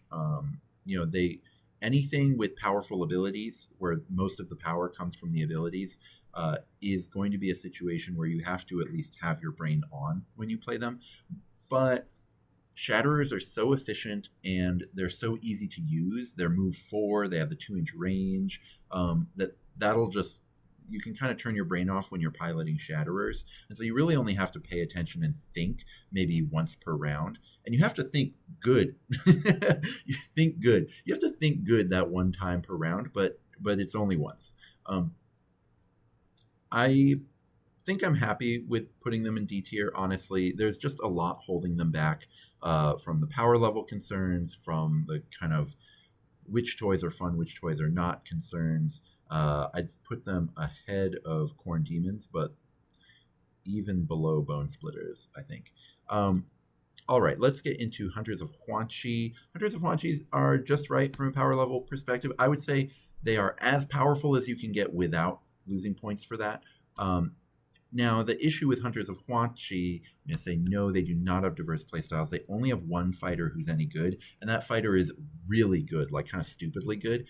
But that makes a really awkward situation. I would say, is it a compelling playstyle? Yes, but it's absolutely not the platonic ideal, because one playable fighter in the entire box that you spend $60 for is rough. Now, we're talking casual play, right? So in theory, the other ones being bad shouldn't be a problem, but they're so bad and they're so hard to use. They do so little damage. They are so killable that they can be really unfun and tough to play with. I know people who have had fun like bringing in Underworld's teams to give them some beef, like Calthea Zandire's crew, and then the Hunters of Huanchi give lots of numbers that the Stormcast don't have, stuff like that. That can be pretty fun. So there are things you can do with them. They do at least have a playstyle, but it's definitely not the ideal. Memorable abilities, they do. I would actually give them 2 points for this. They have several memorable abilities that are pretty cool. They have the guy with the horn. You can play around with the little pterodactyls, and that's pretty cool. They have the guy who can take actions away. That's pretty awesome. There's a lot to play with there. It's awkward because of how they did the profiles, but there's a lot to play with. So I would definitely give them a 2 for that. For a sweet leader, no, the leader's just not something you want. The sculpts, I would say, are cutting edge. I think that they are as good of sculpts as anything they've done. This isn't my favorite type of Seraphon, so I'm not getting them. Well, I would get them actually if the mechanics were more to my liking. I think they're really cool. So I am going to give them a 1 here. I do like them. But the sculpts are pretty universally beloved among Seraphon players, so I'm giving them a 2 for sure. They're a really good evolution of the Chameleon Skink. You can see in the original, I think it's Odapodal in the original Underworlds, they tried a Chameleon Skink there, and it's more chameleon-y and less skinky, and I think here they got the balance right. They clearly tried one first and then took that to move on. They also, this is the first you saw of the new redone cool Seraphon shields. There's just a lot to love there. They're pretty sweet. They are the highest effort warband in the game. They are extremely hard to play until you're spamming. Once you're spamming the guys, they go maybe from demon to human because you are just very points efficient. But even then, they're not easy by any means. 8, I think, is a great spot for them. B tier is fine in that, they're a beautiful faction that just has issues. Man, I hate all these free plugs. Well, Cerebelli is actually great. My kids eat plenty of Cerebelli food. All right, so where are these guys? All right, there we go. B, we'll put them above Nurgle and Corvus, above Claws. I'm actually going to put them at the top of B. No, not above Askergen. There we go. Above Chaos Legion, below Askergen True Blades. I think that's a good spot for them. They just have the weird stuff from there being such limited ways to play them. Let's get into Idoneth Deepkin. They are weak to the point where they are going to pose problems in casual play. You're going to feel like the walls are closing in on you as you try to find fun ways to play them, which can be kind of tough. Diverse playstyles, they simply do not have diverse playstyles. They have the Achillean King, who is good, and otherwise you're just kind of constrained by like what makes a warband that can do anything. You could try, okay, hold on. You could try 3 Achillean Kings. You could do that. It'd be 3 Achillean Kings and 1 Thrall. Is that a place? Yeah, okay. If you squint, we just squinted, we found another playstyle. Are any of the playstyles compelling? No. Elves are just in such a weird place. I wonder, you could go all eels, but the eels, I like the eels. I mean, I've got some Idoneth Deepkin, but this is sort of a half-painted eel. Yeah, they get a 0 for it. It's tough. They're in a tough spot. Memorable abilities. The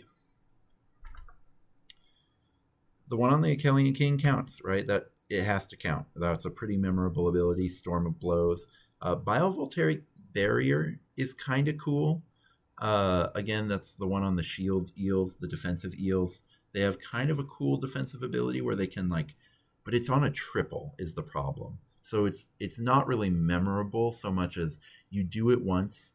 It works, it does the job, but you're like, man, I spent a triple for this. Oh, and then that's all you get. So that's a tough one. They have the coolest leader in Order. Not going to convince me otherwise on that. I'm looking for my Achillean King right now, but I can't find him. Haha, half-painted Achillean King, right, coming up. Yeah, one of the coolest in all of Order. I love them. I would say, yes, they are cutting edge. This was the first model line. Well, Kharadron Overlords was the first, but I don't love the sculpts there. But this was the first model line that was like, whoa, this is what AOS is. This is how crazy AOS can be. Now, not everyone likes that. I love them. But this is like going the outer boundaries. They've since pulled back on that a little bit, but that doesn't make IDK any less cool. They are very high effort to get into, and they are extremely hard to play. One of the hardest to play factions in the game, which is just a tough place to be. Yeah, I would say right alongside Hunters of Wanchi. It's funny, they do all the opposite things that Hunters of Wanchi does for you. So I think that should definitely inform your decisions. I mean, part of this tier list is to talk to people about what's out there and what you can play and what might be good for you. I'm going to put Hunters of Wanchi over IDK. Same with Chaos Legionnaires. Yeah. They're very opposite to Wanchi in terms of what's out there for you. Iron Golems are just right. They don't really have, it's only if you squint. You can go Armators and then you have to bring something in to kind of boost the speed of the Armators, or you could just have Iron Legionaries, or you could try to do something silly with a bunch of Ogre Breachers. I mean, but that's really just having different profiles and what do you spam. It's tough. Their playstyle is compelling, though. It's just like a very good intro faction to Warcry. I think it's really sad that they got squatted because of that. They're such a perfect intro faction. They don't have the whole point of them is they don't have memorable abilities. Their leader is pretty good, though, pretty sweet. Just he's not lighting the world on fire efficiency-wise. You never see him used as an ally in Chaos, but he's just very reasonable as a smaller threat that can still do some tussling. 4-5-2-5. He's got the 22nd wound, which is actually kind of nice for that points cost. And so he feels like he sticks around a little bit more. Yeah, the leader's just a nice functional little piece that's great as the third best fighter in your warband, if you can make that work, or the second best fighter in a warband with a lot of bodies in it, something like that. So that can be pretty fun. He's not the greatest for loading up with heroic traits and artifacts if you're into campaign mode, but that mode is in a kind of a tough place. Newish, They are newish. I think the Iron Golem sculpts are sweet, but I think a lot of people don't, so I'm not going to give them cutting edge there, but I do love them. They are not too bad effort wise. I think 2 boxes can get you pretty far. Unfortunately, they were squatted, so I have to give them -1 here, which is too bad. I love me some Iron Golems. I would have happily put them, pretty high in B tier, maybe at the top of B tier. But if you're squatted, you have to be pretty amazing to get into B tier for me. I guess Corvus Cabal made it in there. Yeah, I think that's appropriate as the only squatted warband so far to get into B tier because they're pretty amazing. Iron Golems, though, I'll put them at the top of C. No, Fire Slayers should be ahead of them. Let's go into Iron Jaws. Iron Jaws are just right on power level. Diverse playstyles, yes, they have a bunch of different things you can do.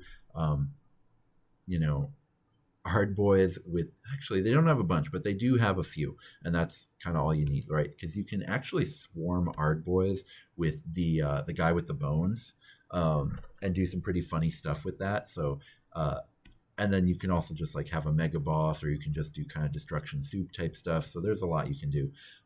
Their playstyle I find incredibly compelling in terms of, they're lumbering around, but then they have these like short, surprising bursts of speed, which is kind of like exactly what the biggest ogres should be doing.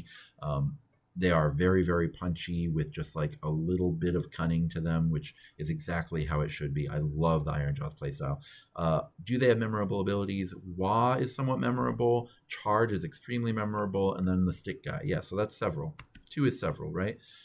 Sweet leaders. They have some of the coolest leaders in the entire game. The Mega Boss. The Pig Boss is really cool, especially in narrative. The Pig Boss only needs a couple items to become completely absurd in narrative because the items stack in terms of power level, and then charge gives you that free move, which the bigger, scarier fighter you have, the more you are delivering with your charges.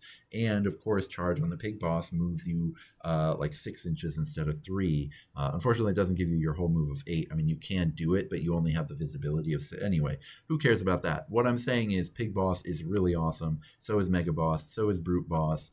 So is... man, why am I not remembering the name of Bone Stick Boy? War Chanter. The War Chanter is awesome. So there's a whole bunch of awesome leaders for Iron Jaws.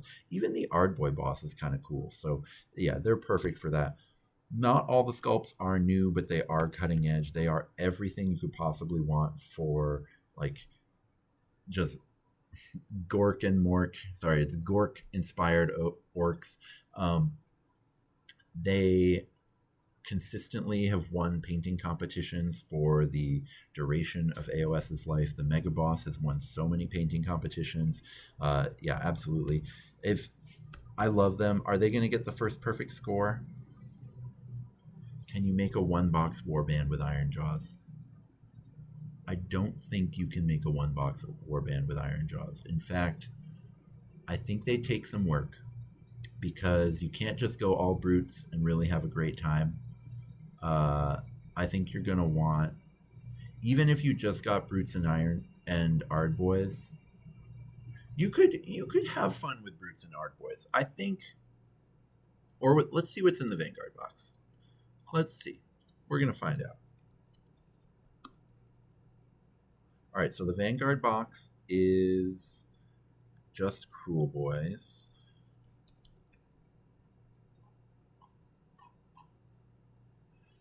Hold on. We have to, this is worth it. I said I wanted to get things happening in under 3 hours. It's not going to happen this way, but we have to find out if there is a value box for Iron Jaws. It looks like the answer is a no, boss. All right, you know what? They're not even going to get close to the perfect score. They are high effort to collect.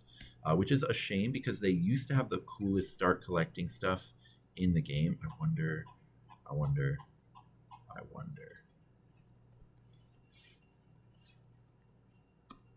No, it's not still on sale here. You can still find the start collecting Iron Jaws in a lot of places, and that's the perfect intro to the faction. But if it's not on sale, on GW right now. I don't know what your local situation is, so I won't put that there. Still, they should get a whoops. All right, they should get a pretty high score here. If they don't get into S tier, I will put them there. Yeah, they do get into S tier, and that's because they are the perfect faction to play and to start the game with. I mean, everyone should own Iron Jaws. Iron Jaws should be to Warcry players what Space Marines are to to 40k players, where it's like every person should have their own paint scheme of Iron Jaws just like on their shelf just to play for fun. I think they're so awesome. All right, let's get into Jade Obelisk. Jade Obelisk are just right from a power level standpoint. Now, diverse playstyles are really awkward because the cheapest ones are only 5 points cheaper than the really good ones, and so yes, casual players say they don't care about competitive, but I'm a broken record on this. But when the thing that's good is so obviously so much better than the thing that is not as good, it does kind of constrain you, even for casual play. People tend not to like playing something that's strictly worse. They like playing something that's worse, but in a cool, interesting way, right? And so that's the tough thing with Jade Obelisk. I'm going to say no, but I do think the playstyle that they do have is incredible. They don't have abilities, which is tough. They have the rock shattering blow, which is actually does a lot of damage, which is cool about it. But mostly you're using like the ability. You're going to bring in one fast ally most of the time because the Idol Arc is just so disappointing. Man, they are in that tough situation. But yeah, I would say, is rock shattering blow enough to be considered memorable? Yes. But they do have this problem where, so they don't get to be the platonic ideal, because they do have this problem where all the abilities other than rock shattering blow are really disappointing and really like, they're really hard to use until you realize maybe in like your third or fourth time you play Jade Obelisk that you're actually just supposed to ignore them and pretend they don't exist. And then if you just pretend that your only abilities are Rush and Rock Shattering Blow and whatever your one ally has, then that's all of a sudden when Jade Obelisk will like really unlock for you, and you'll have an incredible time playing them. I think they're so incredible to play, which is why I want to give them a 2 here. But it's just so new player unfriendly, which maybe is why they get to be demon here. Maybe that shouldn't count against them. I'm going to give them a 1.5 here. All right, sweet leaders. The leader's not sweet. The leader's not as bad as she gets credit for being. She only costs 105 points, which is what's so great about her, I guess, is that she's cheap. And so that 20 wounds for 105 points and being one of the only move 4 fighters, you're actually kind of relieved to have her. I've felt fine playing with her, which is a great place to be. So yeah, I'm going to say cutting edge. I think this is the best designed, visually warband they've ever done. This is my favorite one. Lots of other people can say. I think I've said a couple others were my favorites actually, but whatever, who cares? I love them. That's all there is. Purchases, they do take some effort because you're going to need to buy 1 box of them, do some converting. I only bought 1 box and I was able to convert 4 of the guys who were pretty good, and then an additional obelisk bearer, and that's kind of all you need because then you can just have 1 ally. But it's a lot of converting effort. Then you're still going to want another box of something that is going to include a faster big fighter to go with them. They need some speed, and the Idol Arc just doesn't cut it. The Idol Arc isn't high impact enough. Even again, we're talking about casual play, but like, man, that Idol Arc can be just so disappointing to play. So you don't need the most competitive fast like friend. Like, you don't need a Varangard. The points are hard to make work with a Varangard anyway because it's so expensive. But you need just like something quick, whether it's like a big bird, like the AV Arc on disc, whether it's maybe something like a Skaven Deathmaster. Those move 7. Those are pretty cool. Just lots of different options that you can do. yeah, they move 7, or like a Mind Stealer Sphere Ranks, or I use the AV Archon disc, but yeah, you're gonna want something that's able to move around the board and reach out and touch things, because otherwise you're just going to feel very sedentary with them, and that's a tough place to be. um, Again, this is even in pretty casual play. It can be frustrating to just like not have a lot of fighters, and your opponent is just running circles around you, being like, hee hee, I'm so much better than you at Warcry because I'm running circles around you, when it's like, really, you just don't have the tools until you bring in a fast ally. So I would say they're actually very high effort to build with, which is a shame because I really love them. And they are extremely difficult to play. Overall, it's like everything is either amazing or terrible with them. So that's like, I think B tier is very much the right tier for them, even if I'm going to put them at the top of B. But it's just a thing, like, they're sweet, but they're not for everyone, which is exactly what B tier should be. K-Knight Shadow Stalkers are weak enough that it is going to be a problem in casual play. They don't really have lots of different things you can do, and their playstyle is just a worse version of Wilder Corpse, which is just really a shame because I think the sculpts are incredible. The abilities are not memorable. The leader is somewhat cool. I mean, the leader is sweet. Let's just admit, right? The leader looks really cool. The leader is overcosted, but at least like does stuff. You have your attack profiles that kind of two different things. It's way too expensive at 210, but you can move around and do stuff. The leader is lovable. Unfortunately, the only leader ability is a quad, so you feel like she's not doing anything special most of the game. So I'm just going to give her a somewhat there. Newish, yeah, I think the sculpts are cutting edge, and I love the sculpts. I think they're incredible. They're extremely high effort, though, which is just a tough place to be.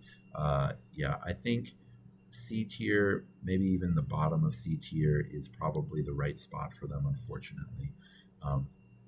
Let's get into Kharadron Overlords. Kharadron Overlords are a little bit too good for casual play, where you really have to handicap yourself and then be clear to your opponent how you're handicapping yourself. And that's all like this weird, because then your opponent's like, well, how much are you insulting me right now by saying all this, right? It's just, I hate those conversations, and so Kharadron Overlords can be a little awkward that way. Diverse play styles, at the competitive level, they kind of do, right? There's the one that everyone does, but then you can also play them as like what I call the daycare versions, but just like Order Nurgle, where you're just like flooding with lots of little. Anyway, so competitively, they do have diverse play styles, but casually, it's kind of tough. It's like, how many balloons are you going to bring? And that's really the only thing that differentiates your play style, is like, did you bring one balloon or did you bring 4 balloons? And that's not really a thing. So I think the playstyle, again, the competitive playstyle, some people enjoy it. It is compelling. Some people like Gunline. There is like a setup to it, so there's like theoretically some play and counterplay, but it's definitely not the ideal.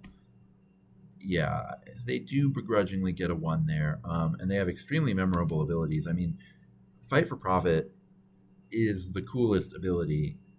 It's like the best ability in the game should be compelling and interesting. And Fight for Profit, if it's not the best ability in the game, it's pretty close. There's a few that are better, but Fight for Profit's definitely up there.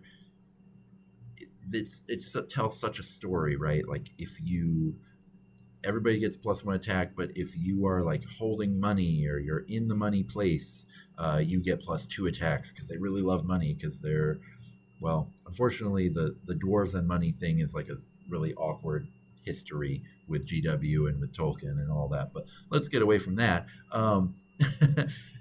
It's an incredible ability in terms of what it communicates on the field. Unfortunately, it's just like there aren't other high impact enough abilities to match it. They nerfed everything that was better than it. That's slowly changing. I don't know.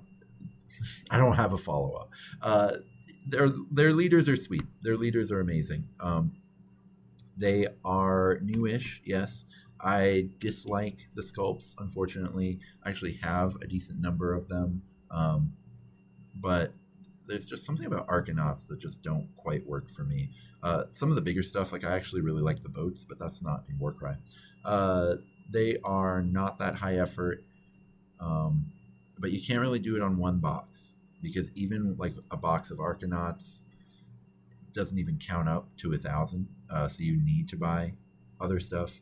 But you can definitely make a 2-box list work pretty in a cool way with KO. Like you could just get a box of Argonauts and a box of balloons, and you could put some pretty fun warbands together that wouldn't be busted because they wouldn't have those Aether cannons, but they would just still be pretty decent because you'd have a lot of Argonauts, and that'd be pretty good.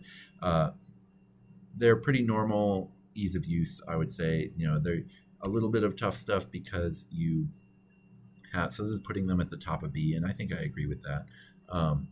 A little bit of tough stuff because they are pretty slow with the Argonauts, and so you have to learn to use them, but they're so points efficient that they're not that hard to get the hang of after a little while. Khorne Bloodbound are just right from a power level perspective. They have so many playstyles. It's incredible how many different things you can do with Khorne Bloodbound. And yes, the playstyles are perfect. They are exactly what a move 5 team should be doing when you're putting a ton of Blood Reavers out. They can feel incredibly stompy and awesome and epic when you have a bunch of Korgoraths out. I mean, everything they do is like ideal, really. Are their abilities memorable? That's a tougher one. I mean, they've got the one where you whip a Korgorath. That's pretty memorable. And like they made their only other really cool ability a quad. I guess they have Slaughter Priests, which have memorable abilities because I'm going to say yes. I don't think there's enough interesting abilities to say several, but they exist. Sweet Leaders, they have amazing abilities. They are leaders. They've got the Exalted Deathbringer. They've got the Slaughter Priest that everyone but me loves. They've got the Mighty Lord of Khorne, which I love and everyone else hates. They've got a lot of different leaders. I think even Wrathmasters are pretty cool. I think Juggerlords are cool. So many amazing leaders. Newish, they are somewhat new. Some of the sculpts are starting to show their age. Most of them have held up. That's where we're at. I like them. I don't love them. What's their Vanguard like? This is what. Oh, they've still got their special box. I think they still have their 1.0 box, which is one of the best boxes. Oh my god, if they still have their 1.0 box. Nope, they do not.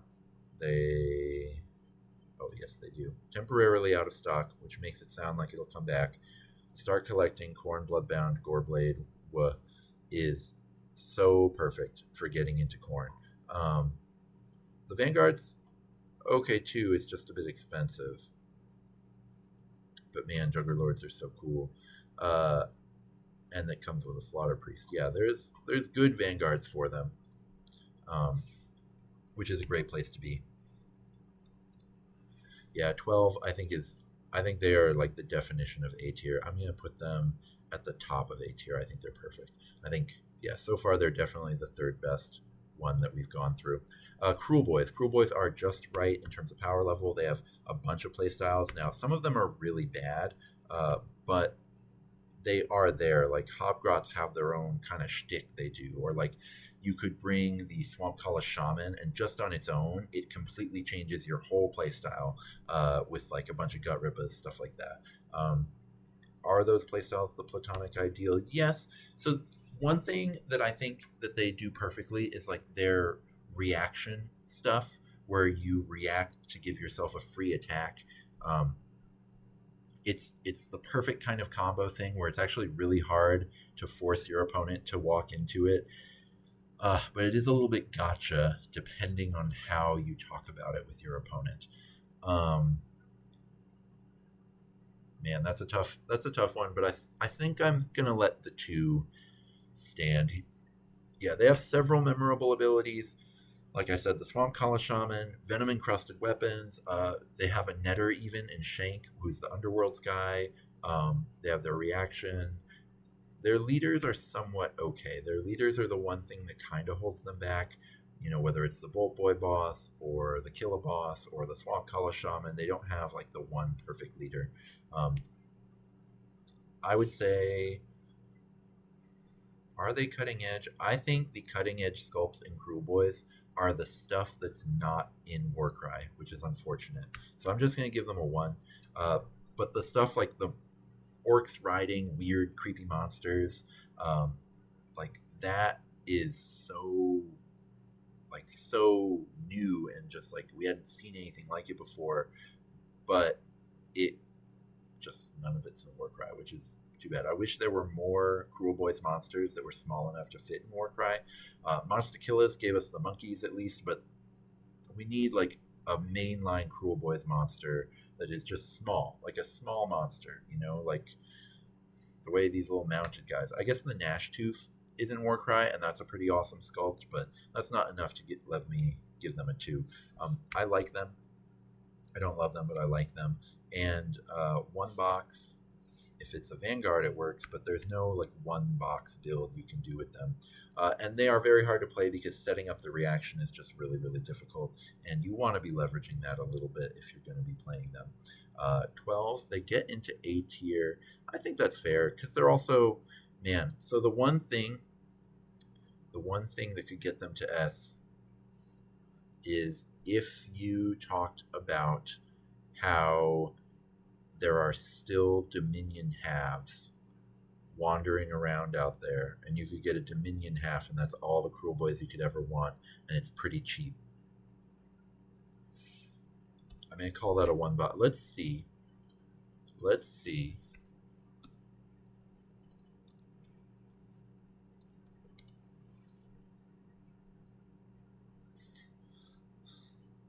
Can you believe I typed this in and it actually managed to get it? That's wild. The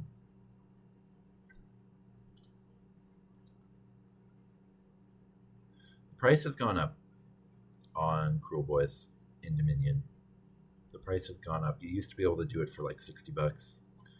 Now it's more. Well, this is fully painted, but it's just more expensive now than it used to be. Yeah, $75 with $26 shipping.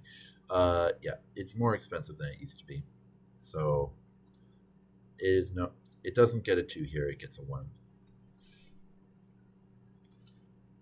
So that puts them in A tier, which I'm happy with. I'm going to put them ahead of Cities of Sigmar, behind Khorne.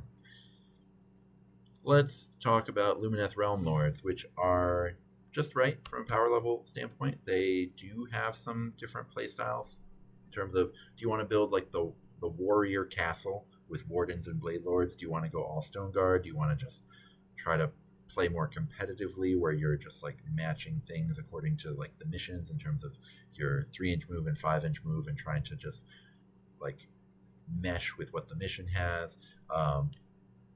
I played against someone online actually once who had a kind of a cool, like using kangaroo riders and getting little +1 attacks with them. So they're pretty cool. They have a lot of different play styles. I don't think any one play style is like the perfect version of what Warcry is supposed to be, but that's okay. Are there memorable abilities? They have a lot of almost memorable abilities. So I'm going to split the difference there and say yes, but not several. Even though it's several abilities that are almost memorable. The leaders, I think, hold them back. In fact, I'm going to give them a 0 here. There's just, I mean, the Venari region is pretty cool. I'd be willing to go into a narrative campaign with that guy. The Truestone Seneschal and the High Sentinel at only 90 points and 105 points are compelling from a competitive standpoint, but they're not that cool. They're just like, oh, this is a low tax to play this warband. And that's kind of where you're at, right? Like the mages are really cool, but limited in scope and usefulness. So that's kind of where you're at. I would say the leaders are in a tough spot. The sculpts are like very cutting edge. They are exactly everything that like a real painting tryhard could ever want to play with. Because of that, I love the idea of Lumineth, but like, man, I've had this guy for over a year, and you can see all I've done. I've base coated his armor, and I've done like the beginnings of a blend on the robe, and that's it, because like they're just so daunting to paint. They are quite high effort to play. I mean, okay, they probably have a Vanguard that's pretty good though.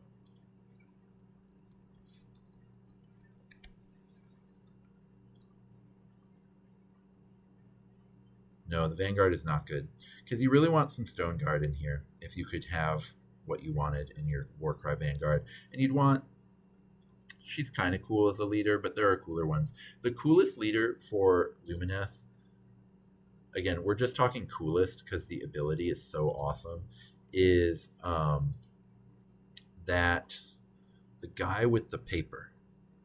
Where is my paper boy? Oh yeah, the Cenari Caligrave. This guy.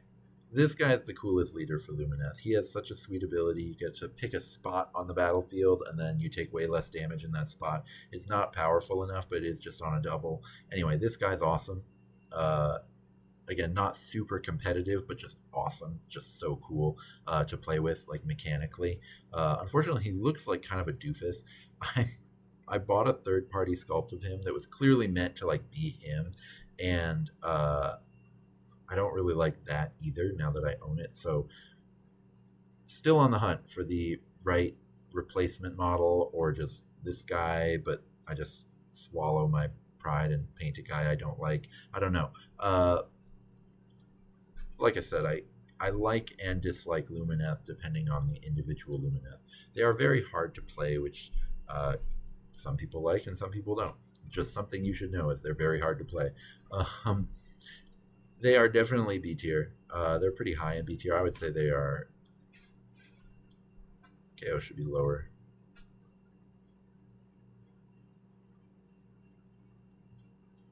Yeah, there we go. All right, Monster Killers. They're just right. They do have diverse playstyles. I prefer Quad Monkey. Quad Monkey is Warcry's platonic ideal. Memorable abilities. They have the best abilities in the game. Sweet Leaders is the Beast Knob Sweet. I'm going to say somewhat. The Beast Knob is good. The Beast Knob is good. But is he sweet? Let's look at this Beast Knob. Let's look at this Beast Knob. Wow, this this is just taking me way too long. But I'm having fun. All right, the Beast Knob. I don't love the look of him. The power level of him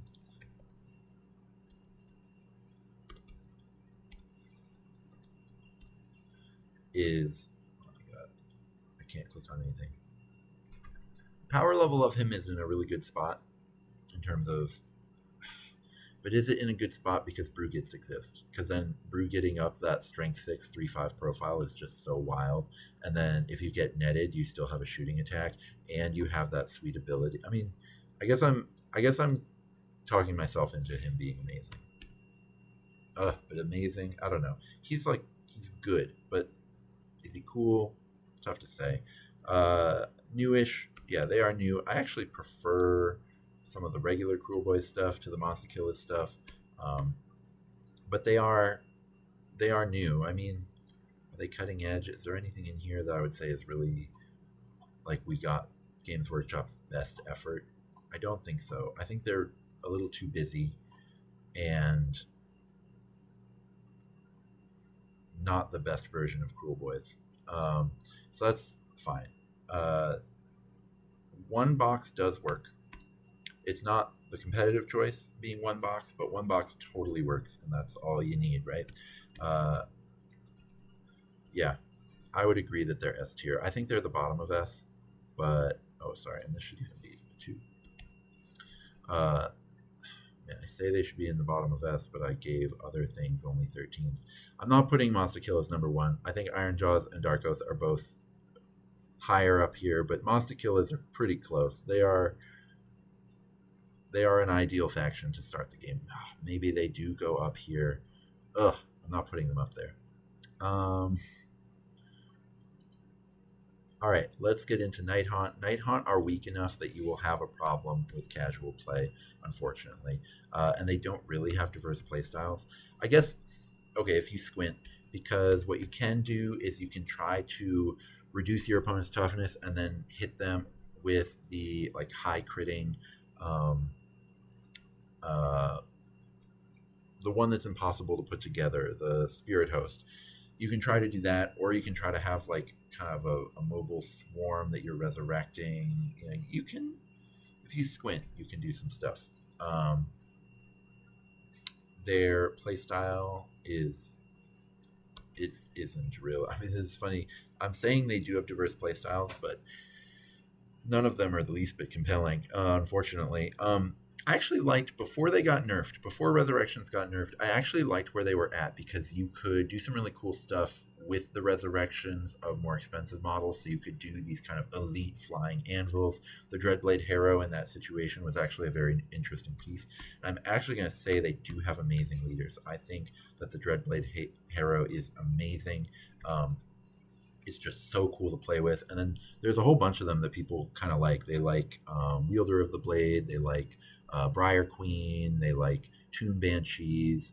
I think the Cruel Ghast Cruciator doesn't get enough love. I actually think the Nighthaunt leaders are like really good and the big time sort of redeeming quality of the faction. But unfortunately, you mostly use them as allies, which is tough. The abilities are memorable. Yes, they are memorable. Are there several? Would we say several? I would say there's two. So, or the teleport as well. Yeah, okay. Let's give Nighthaunt some points. We gave them so few points before. I will begrudgingly call the sculpts cutting edge. I get that Nighthaunt, like, here, we'll kill two birds with one stone here. Like, I personally, I personally don't love like the way a bunch of Nighthaunt look together. I think they're too samey. There's not enough things that really change it up, like the Spirit Hosts, but unfortunately they're like older and not as cool. So I personally don't love the way a huge glob of Nighthaunt looks, but it is not uncommon to hear people say that Nighthaunt are the prettiest models in the game. You hear that all the time. So they have to get a 2 here. I don't like them. I don't get it with Nighthaunt, but I love that everybody else gets it. Purchases. I'm going to say they're extremely high effort just because you're going to be purchasing so many different models trying to get something to work. It's going to be tough. 7, I think in C tier is fine, yeah, because they're not like totally D, right? They are behind Fire Slayers, definitely. Nurgle Rotbringers are just right on power level. They don't really have diverse playstyles because you're just like beefing up, just throwing some beefers at them. Because you could go all flies, but then you're clearly trolling if you go all flies. And so, man, is that an if you squint? No, because nobody's trolling that hard. No one wants to troll themselves into an unplayable situation where like they aren't having fun because they're not playing Warcry. Nobody trolls that hard. Is the playstyle compelling? Yes, it is. It has competitive problems, but it is compelling from a gameplay standpoint. Like you are there, you are immovable, and you are fighting, and you are in every fight, and you just don't score any points. That's okay, right? Because if that's what you're into, that's fine. Memorable abilities. I mean, yeah, they've got the +1 toughness buff. They've got the +1 move buff, which you do need. But otherwise, no. And you wish that, like, the Lord of Blights had a much cooler ability, because from a stat perspective, he's just, like, way worse than the Lord of Plagues. And then, so you go, oh, okay, he must have a just incredible ability then, right? Because, like, he has this unplayable profile. He's the exact same points as a guy who has an incredible profile. He's got to be, like, wild, right? And then he just doesn't, which is a shame. But they do have sweet leaders. The Big Fly Lord and the Lord of Plagues are both really sweet. The Blight King guy is fine, but really they just have the two incredible leaders, and Gutrot Spume can be your Lord of Plagues, and that's perfect. Newish. I have to unfortunately call it cutting edge because people win so many paint competitions with these goddamn models.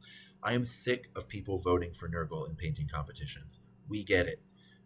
The whole thing with Nurgle, they cover up mistakes so that mistakes look like they were on purpose. You can just be really sloppy with them. You don't need any brush control to paint Nurgle.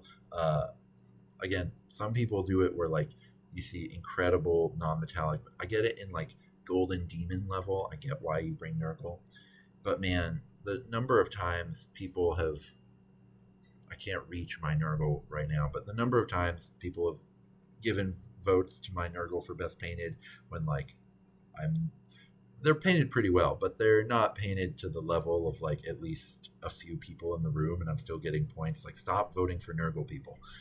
I do like the aesthetic though. I think it's pretty compelling. I don't like the fart jokiness of Nurgle, but as like a roiling mass of like algae and plagues and just like the circle of life gone awry, I think that that's really compelling, and I think that the models that nail that are incredible, and the models that are really just fart jokes are not incredible. So like, I don't love them, but when they work, they really work for me.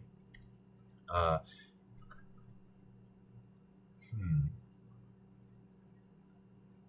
they're pretty high effort actually, because you could just get 2 boxes of Blight Kings and you would have a warband. Would that warband be fun long term? I don't know. You get a box of Blight Kings and a Harbinger of Decay, and now you have at least a fast guy. Yeah, I'll say 2 boxes are okay. Um, okay, they're really easy to play if you don't mind not winning. They're really hard to play if you do want to win. I'm actually going to call this human because it's like if you're relaxed, they're super easy to play. You will do the thing that you do every time. But yeah, bottom of A tier I think is right for them. But if you do like to try to win, you'll have a little bit of a tough time with them. All right, let's get to Ogre Maw tribes. They are just right on a power level standpoint. They do have diverse playstyles based on like, unfortunately, based on like what underworld stuff you want to do, but that's where they're at. Is any of it compelling?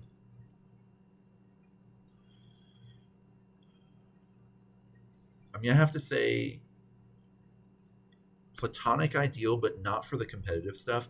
I think that just like 4 ogres just ogering around is exactly what some people want out of Warcry. Like 4 ogres, 2 Noblars, let's go, is like the perfect thing for a lot of people. Yes. The memorable abilities, they have really generic abilities that are very memorable for ogres. Like On the Maw Path and Might Makes Right are like, tons of factions have those abilities, and yet for ogres they're actually good because ogres do so much damage, it's absurd. So I'm gonna say they have 1.5 points here because they just have 2 extremely memorable abilities. Oh, and they have Quiv boosting Hrothgorn, so they get 2 here. But they have just those extremely memorable abilities, even though those abilities are pretty generic. Do they have sweet leaders? They have the best leaders in the game. No other factions' leaders are as good as theirs. I almost want to give them a bonus point here. I'm not going to. Newish, no, and it shows. And I dislike them. I am going to give them a bonus point for their leaders. They have the best leaders in the game, bar none. Purchases, yes, 1 box works. You can absolutely get 1 box warbands, a box of gluttons, or a box of iron guts. Perfect spot to collect ogres in. Yeah, they're definitely A tier. I agree with that 100%. They are extremely A. I would say they are below COS humans, but above COS dwarves. They're a great warband to start with if you're into that kind of thing. I'm not into it. I do not like them. If they'd gotten 2 points from me here, they would have crawled into S tier. I cannot let them get into S tier. Yeah, because that's where we're at with ogres. Third left, and we are going to do this in under 3 hours. Let's go. Ossiarch Bone Reapers are close to being too good, but I still think they're in an appropriate power level for casual play. Do they have diverse play styles? No, because you kind of have to go all, like, you have to do a bunch of Mortex. Like, could you do all Stalkers? I guess you could, but it's like, I've never once seen someone do that. Even just messing around. So I'm going to say no.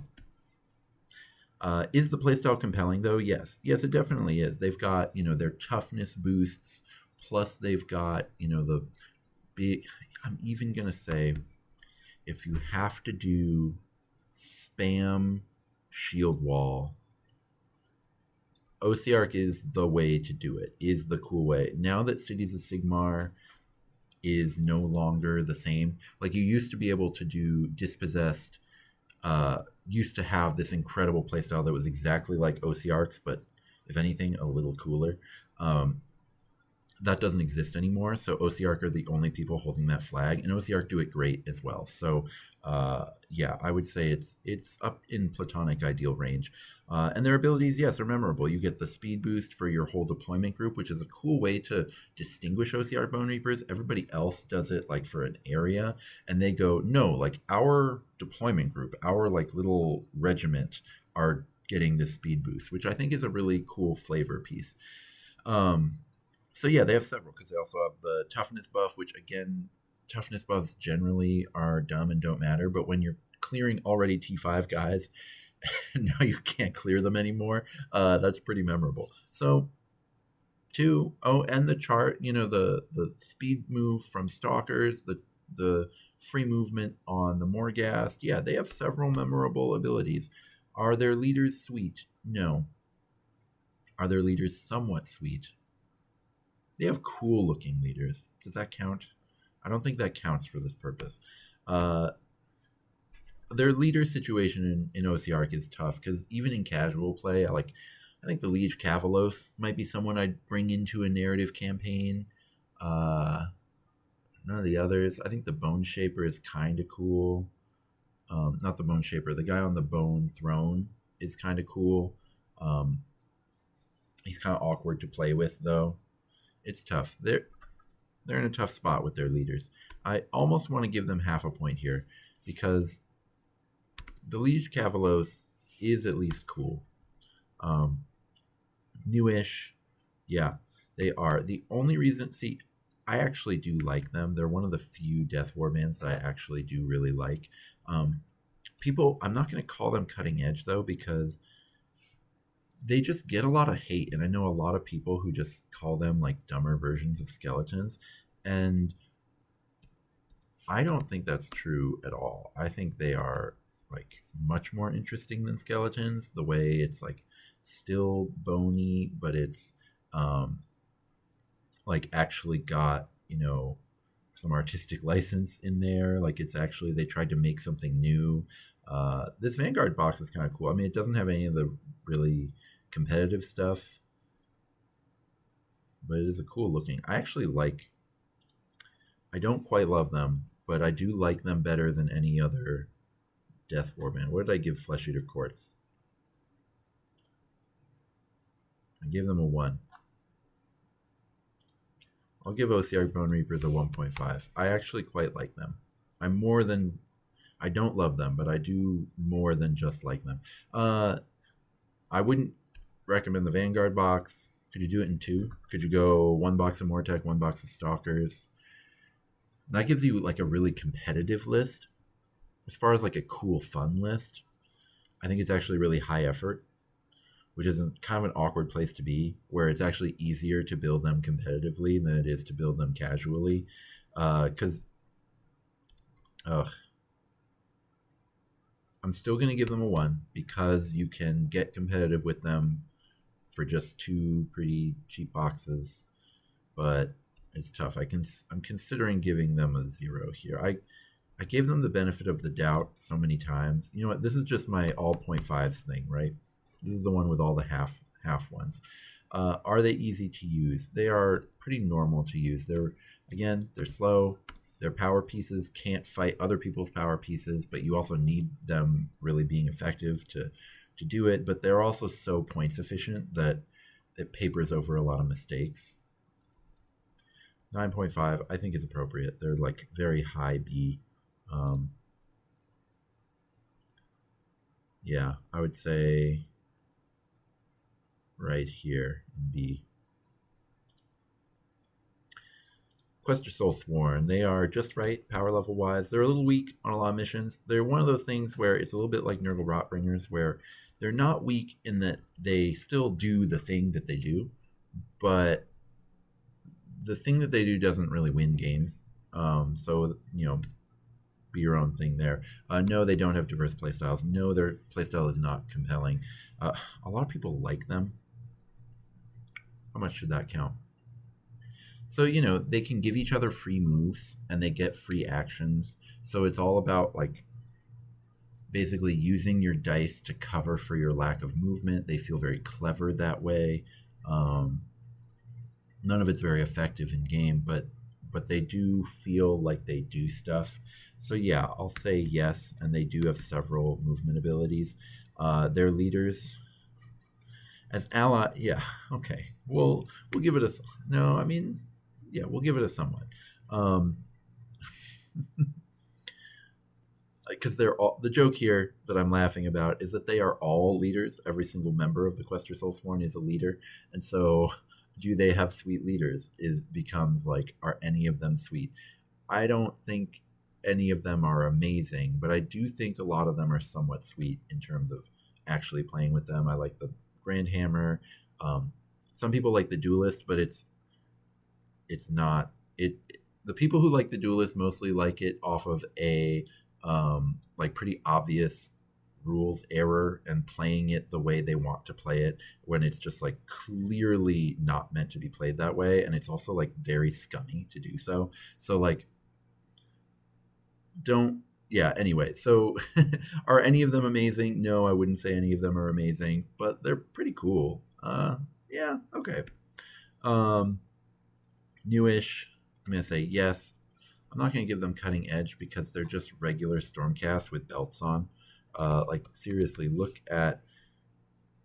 Like, someone told me why they have all the belts in my comments section once, and the issue was the reason they had them. If you look at any other Stormcast, they just don't have those same belts in those same places, right? Like this Knight Relictor. So here's a Knight Relictor that isn't the Soulsworn Knight Relictor, and he just doesn't have all the stupid belts. And it's just like a vast improvement because of it.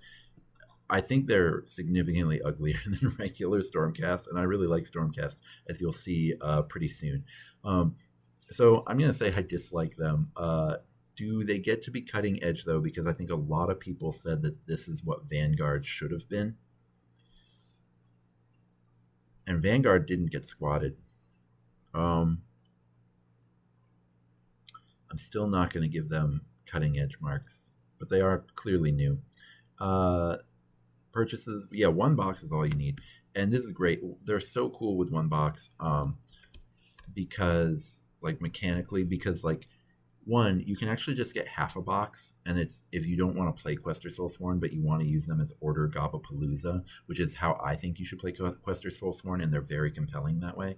Order Gobapalooza can be done with just half a box because the sprues are just two identical sprues that each sprue makes every single version of the Quester Soulsworn. There are 7 different things you can make, but each sprue can make 3 of the 7 in any combination, which is kind of cool. So it actually is like, I almost want to give them a 3 here, because literally one box gives 2 people a Quester Soulsworn warband, which is incredible. There's nothing else in Warcry that does this. So I think they're, if you like Order, Quester Soulsworn is the best second purchase in Warcry that you can make.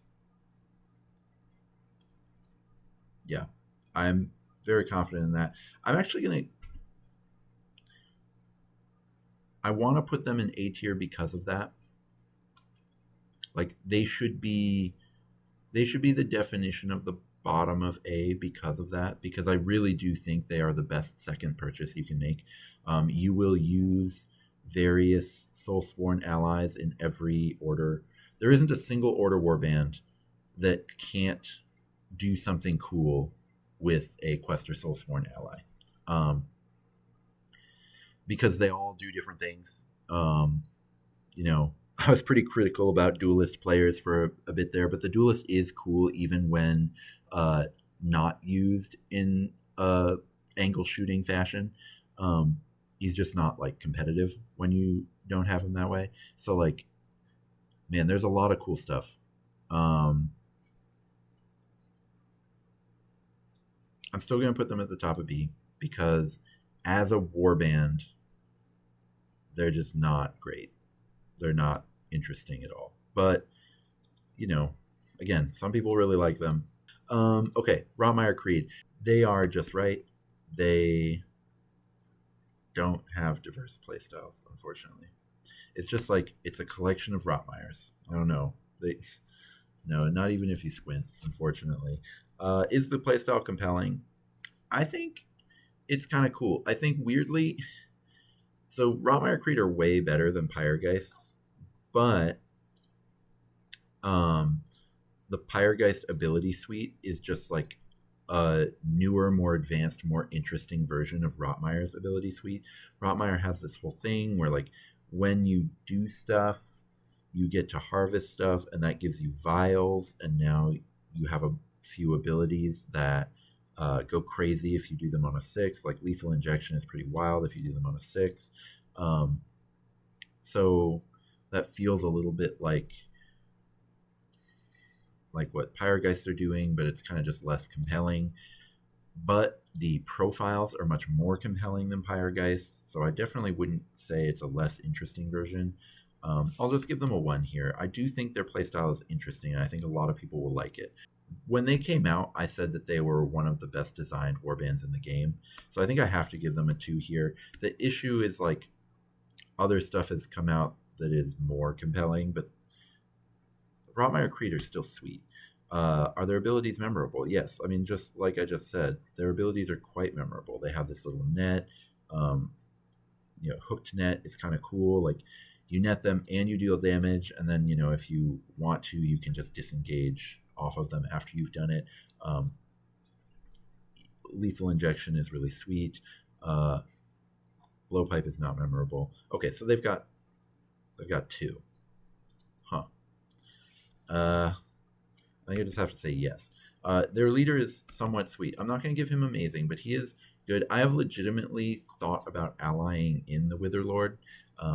He can do some interesting stuff. Lethal injection is not a bad ability to have access to, even though it is a triple, and you want your triples to be a little more impactful than that. But he's got this 3/5 profile, which means like you can kind of really blend chaff off the board with that, and the 2-inch range helps him stay safe. He's kind of interesting.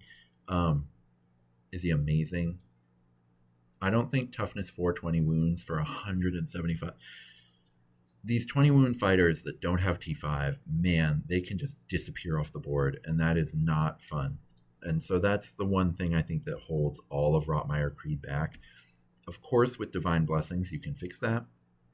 And it doesn't cost that much to do so. But even then, you're then making him be, 190 to have T5. And okay, but that puts you in like a different set of real estate. I don't know. I'm only giving him somewhat. He's cool. He's great. I don't know. Sue me.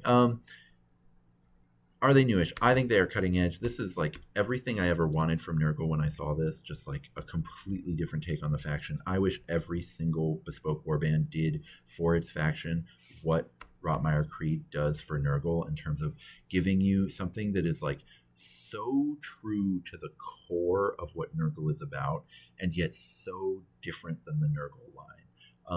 Like it is like metaphysical Nurgle to a T, even though it looks nothing like Nurgle. So that's amazing. I love that about them. I wish every single Warcry warband was that. So few are, but they nailed it. I think they really, really nailed it with Rotmire Creed. Purchases 1 box doesn't work. Okay. I mean, as a 1 box team against other 1 box bespoke teams, it's not the worst.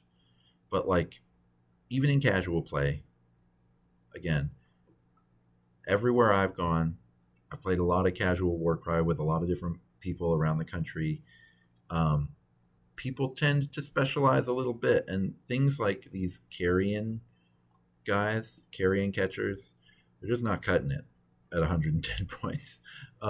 So like, I don't think one box quite works with them, but it's really easy, just like a box and an ally, and all of a sudden it's all fixed. So they're in a good spot. I think ease of use, they're kind of hard to use because lethal injection, again, is powerful, but not the highest impact. Um, you want those types of direct damage spells to cut through armor, and this does not cut through armor, so you have to be like very clever about how you use them. Their most points efficient piece is this guy, and anytime your most points efficient piece is the price of a Stormcast, but much more killable than a Stormcast, you just have to be so careful. I'm going to put them at Demon here in terms of ease of use. I think they're really hard to play. And that's just, I feel good putting them in the bottom of A tier, but that is just a warning, is they're very hard to play. All right, let's get into Royal Beast Flayers. Royal Beast Flayers are just right. They have a couple things you can do. So yes, the things you can do, you can either like slingshot things around with your Baron, or you can try to like swarm things with ghouls and then do, I think it's called pack tactics, but that might be the Wildercorpse version. But you do the thing where you deal them damage based on how many ghouls are near them. You can do it with non-ghouls too, but it's better with ghouls. So there's a couple different pretty compelling things you can do. Is it Platonic Ideal? Yeah. It's pretty close. Because it's just like, it's very wild. It's so unique. I mean, now it's literally not unique because they did the same thing with Wildercorpse, but like in terms of the feel, it's just so like there's nothing that feels quite like it, even though there's two of it, right? Uh, so yeah, I'm gonna say it's a Platonic Ideal. And yes, they have two very memorable abilities. I guess that doesn't count for several, but it's pretty cool. Is their leader suite? It's another somewhat. It's one of the. This is where all the bespoke teams where the leader doesn't suck, but just isn't doing it right. I think all of them should be in this spot. All right, so are they newish? Yes. I'm not going to call them cutting edge because honestly, I think that they're a less compelling version of the other new Flesh Eater Court stuff that came out. I think their ghouls are just kind of ghouls with a hat. The Ghur Squire is just like the new guys, but with a different hat. So, if you can't tell, I don't hate them, but I'm not super compelled. Purchases, does one box work? No. One box leaves you halfway between the two playstyles, and so it's going to be a really awkward situation to be in. Plus, you get a bunch of the 95-point guys, which are not really where you want to be. So I do think that it takes a little bit of work with them. They're like, I mean, you shouldn't care about competitive win rate for this video, but their win rate is quite low, and I think that shows just how much work it takes with them. Like, they're not bad. They are actually quite good. I think I know several competitive players who talk about like how good they think RBF are supposed to be. But they're just so much work to make even like casually functional lists that that one, they're quite hard to play, and two, it's just a lot of effort. I almost want to put them at high effort here. I don't know if any bespoke warband can truly get a 0 here, but if there were any that could, it would be Royal Beast Flayers. Yeah, man, A tier. Yeah, because they've got. If I end up reshuffling the tiers, I think that these guys would be probably the first ones to drop down to B, but we'll see. SE Black Talons. They're pretty close to being too weak, but they're not. They're still an acceptable power level for casual play. They do not have diverse play styles. I mean, literally, it's just like it's them, or you add in Underworlds guys, and that's it, right? They only have 5 fighters. is the playstyle compelling? So the idea is you have your shooters and you have your people who like zoom Knave around the board. She like gets by with a little help from her friends. I'm gonna say yes, that is compelling, but it's not like the platonic ideal because Knave doesn't quite do enough for that to be the thing. Where just like if she was like an evocator on Dracoline and she could just but like even more I don't know, like if she was an ogre leader and she was just like really just everywhere she went nothing but destruction followed, even with the divine blessing for +1 damage, it's like that makes it so you can't fit as much stuff, and then all of a sudden like it's just not all the pieces don't all fit together quite right. But it is like a thing. They have a plan and you get to do the plan, and so that's it, at least counts here. Are the as I said, the abilities are memorable, because you are just like turning Knave into this total blender, which narratively is how it should work, right? And yes, Knave is amazing, right? She's so cool. Are the sculpts cutting edge? Ooh, I want to say yes. I think that I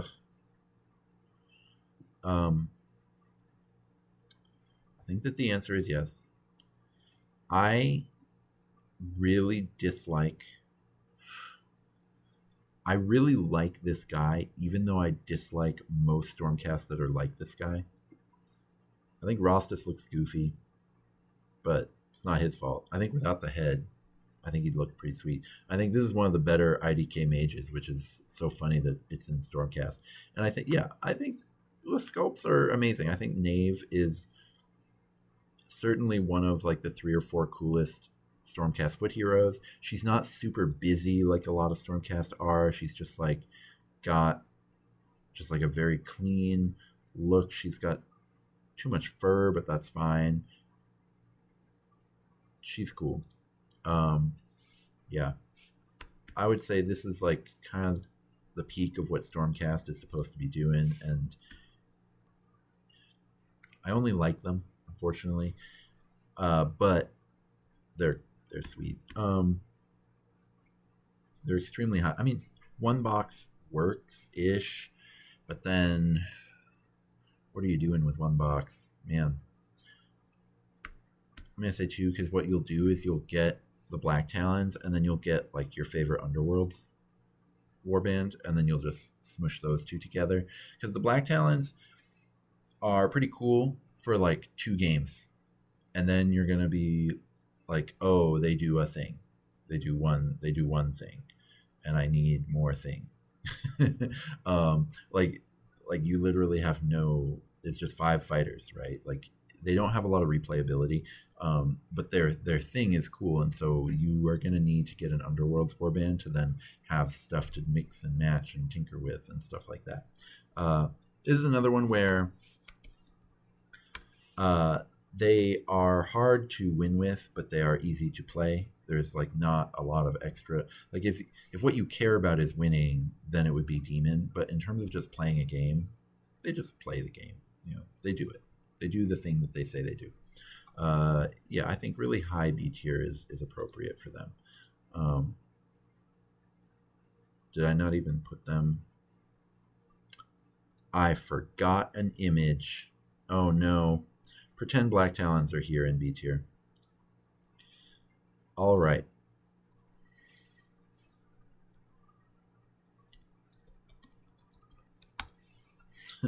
All right, so SCE Sacrosanct. They are... Do I want to say they're so bad? They're close to being too bad for casuals. I'm going to say they're just right. They are really awkward to build lists with. I've tried a few times. It can be done, but you're leaning on a lot of sequiturs that just don't do any damn damage. I mean, I think sequiturs are so cool, but they just don't do much. And evocators on Dracoline are so awesome, and they do a lot, but they cost so much. So I'm gonna say no, Because really, when you're playing Sacrosanct, Vanguard is the same way, where you're not really building a warband. You're just like praying that the points fit, which is not where you want to be. Like it's just not fun. It's not fun to try to like the 10 minutes before you start your game, you're just like, oh God, can I get this guy on the field? Can I get this guy on the, like, it's just not fun from a casual, like you have to like brew them beforehand. You have to spend hours thinking about what what Sacrosanct people you own before you play, because like you can't just like grab some models and go, which is tough. The playstyle is a less interesting version of another team. Do they have memorable abilities? No, which is really annoying because they're Sacrosanct. They should be the Stormcast with the cool abilities. That should be their thing, and they just don't have it. They do have sweet leaders. I mean, the Dracolines are so cool. Maybe the sweetest leaders in Order. I don't know, but they're not. But they are pretty awesome. They are somewhat new, which is hilarious that they're squatted, but they are new. And I do like them quite a bit. Do I want to give them a 2 here? Yeah, I think I will. But they get -1 point for being squatted. And they're another one where like they're so hard to win with, but they're troll to play. Yeah. Yeah, unfortunately, I think C tier is right for Sacrosanct. They're just in such a sad state of affairs. Maybe under Beasts of Chaos, maybe under Cypher Lords. Yeah, they really struggle from just like being lesser than other Stormcasts. Thunderstrike are the ones they're lesser to. Thunderstrike are perfect for Warcry. They have diverse playstyles. Only one of them is good, but they have diverse playstyles. Is it compelling? Yes, I think Thunderstrike are so fun. They are, I think, in my opinion, like they're one of the maybe 5 most fun factions in the game. They do have memorable abilities. They have all of the coordinated strike stuff. They have Bolt from the Heavens. They have Force of a Falling Star. They have so many cool abilities. Their leaders are amazing. They have so many cool leaders. The Knight Arcanum is awesome. The Annihilator Prime is awesome. Calthea is awesome. Even some of the lesser ones, like there are factions that if they had access to a Praetor Prime, that would be the only leader they would play. Like there's just like the bench on Thunderstrike is so deep. It's so wild. Are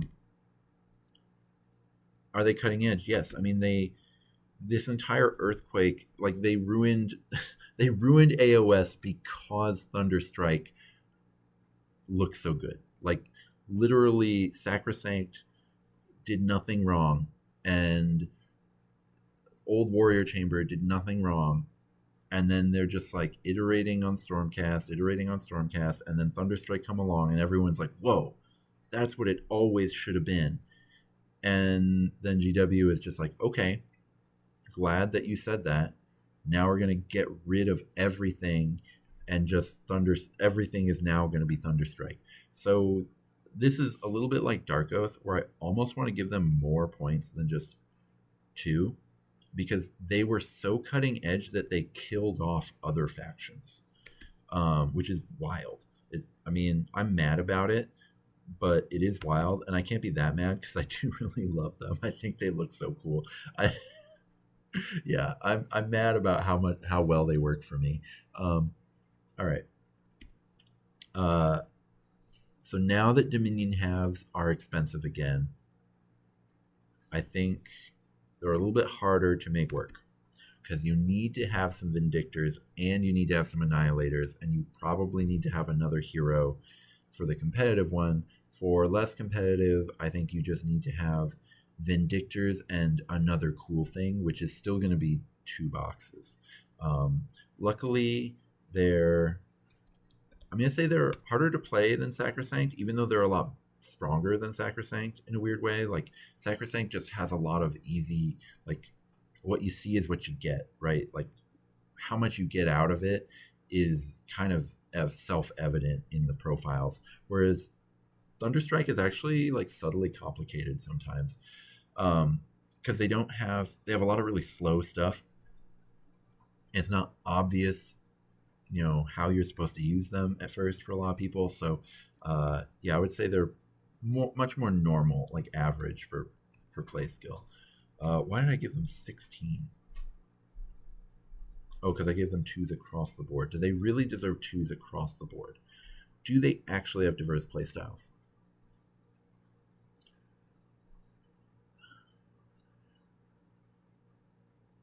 You have to squint. I think you do have to squint. The playstyle is platonic ideal, though. The abilities are memorable. The leaders are sweet.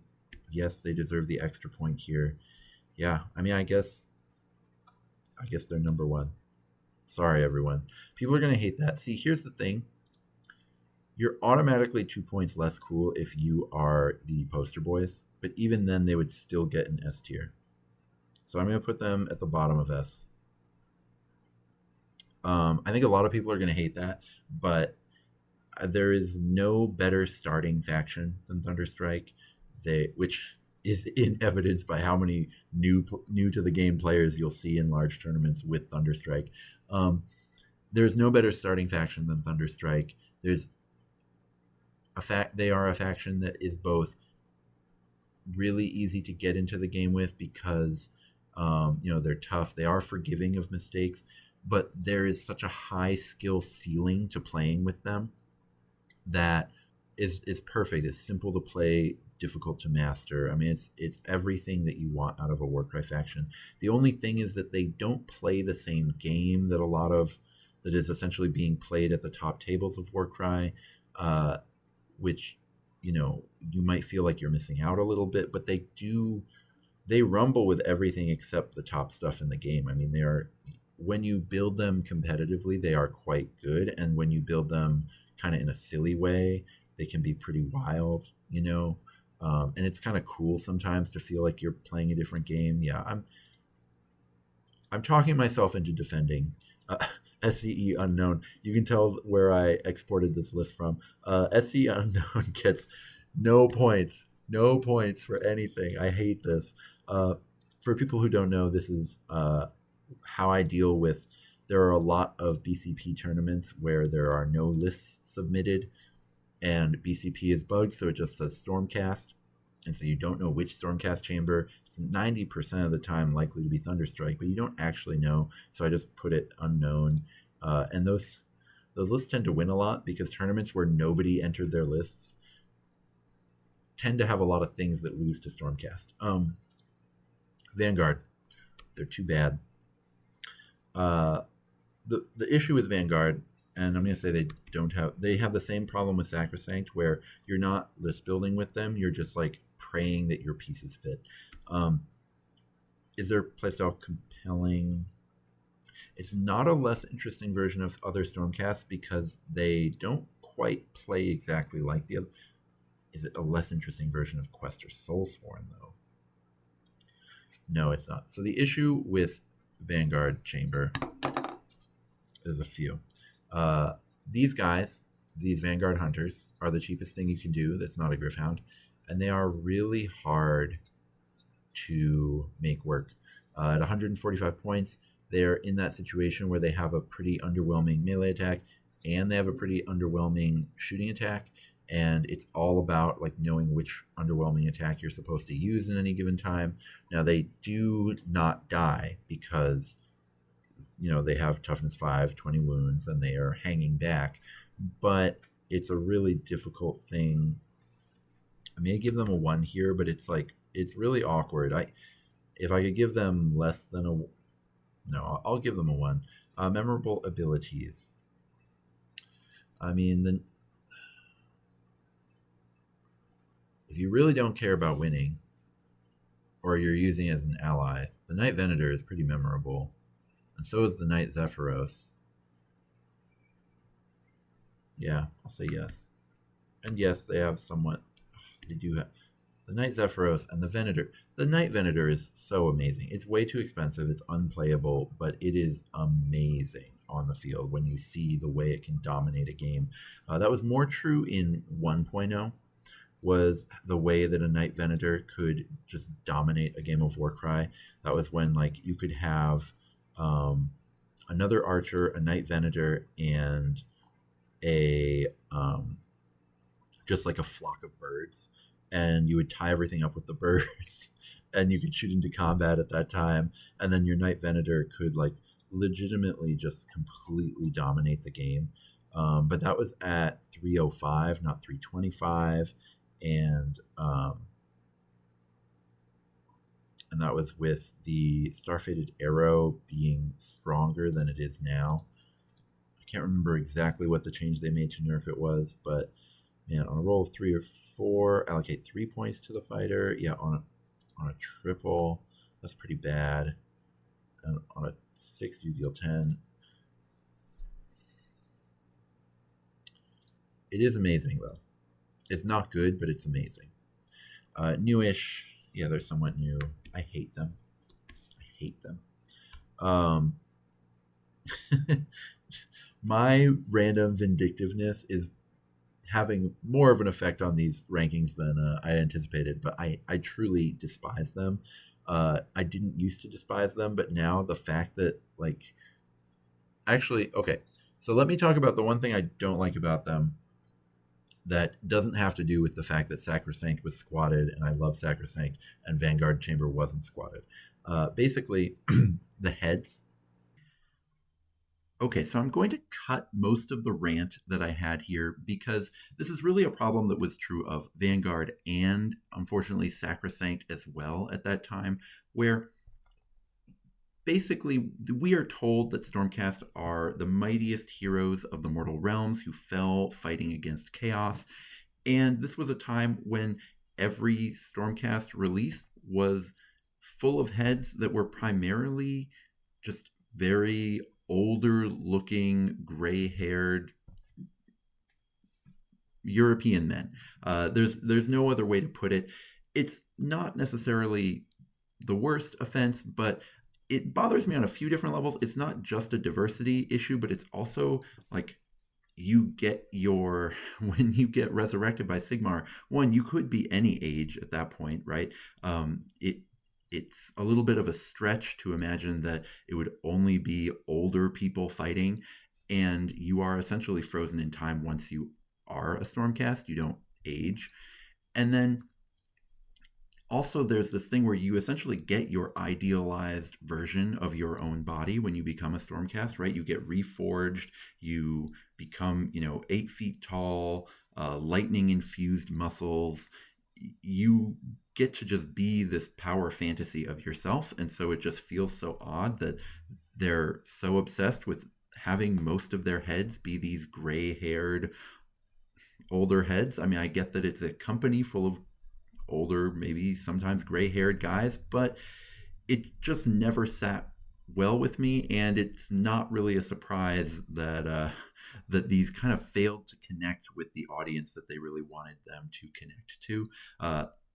I think I should retroactively apply this to Sacrosanct as well. They'd still end up in the same tier with one fewer point, but it is something that was definitely an issue with Stormcast at the time. Ubermensch 65-year-old about to be retired guy, like, but make him ripped, right? It's like everyone. What is it? J.K. Simmons, the actor. Like they were just every Stormcast was J.K. Simmons. It was a dark time for Stormcast heads. Let's just say that. Purchases, they're extremely high effort because making them work is so difficult. They're just like in a really problematic place. They are very hard to play because, like I said before, the whole thing is about like they have underwhelming melee and underwhelming shooting, but they kind of do both, so you have to know which one to do. That's a really difficult proposition. So I respect anyone who brings Vanguard to a tournament because of that. Even though I really don't like Vanguard, I very much respect anyone who plays them. I've heard of some people who say that they win more than they lose with Vanguard, and I'm very impressed with those people. I would say they're below Beasts, above Cypher Lords. All right, SCE Warrior. We're looking at just right for casual play. Definitely just right. Diverse play styles. They have some pretty wild fighters because of the prosecutors. It's like it's very unique. It's probably not what you do competitively, but it's like very unique. So I would say yes, they do. I would. So here's the thing: it is a less interesting version of of Thunderstrike. But then if you lean into the paladins, it feels different enough that it's pretty cool. They can be harder to list build with, because they have like an issue with their leaders. Their leaders are not really ideal, and their abilities. They just have the one cool one where it's like you get the move if you have an injured friend. So I'll say yes. I'm tempted to give them a 2 here because, man, Paladin with Star Soul Mace is so crazy. So then, like, the idea is, how do you? It's extremely high effort because the idea is, how do you position your Star Soul Mace so that he can make a lot of difference? You really want to get 2 or 3 of them in a list, but to do that, you kind of have to play Underworlds. So anything that forces you to play Underworlds cannot be the Platonic ideal. Okay, so are they newish? Here's the thing: they are 9 years.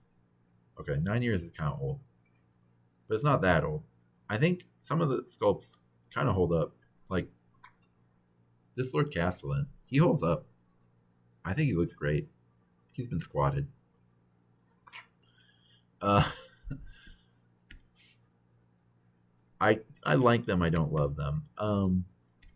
So here's the thing, right? A lot of them have been squatted. Half of them are just going to be refreshed, and half of them are truly squatted. So that's a odd situation to be in, especially not knowing, and especially knowing like once they do come back, it's going to be all kind of new stuff. Not every weapon option for Liberators is coming back. I know in AOS they said any weapon is fine, but in Warcry it's like awkward. So like if you're going to say, here are my Liberators, they have swords, but they all have hammers. That's fine if all of them have swords, but you can't be like, this one has a sword and this one has a hammer, and they both have hammers. That's not cool. So it's an awkward situation. I'm not going to give them the full -1. I'm just going to give them a 0 here. Don't buy them right now. Just wait. Wait to see what happens, because we really don't know. They're like Thunderstrike. They're a lot like Thunderstrike. I can't say that they're a less interesting version of Thunderstrike. They are different, but they're so similar. They're so similar. I don't know. I was locked into thinking about some other stuff, but stop it.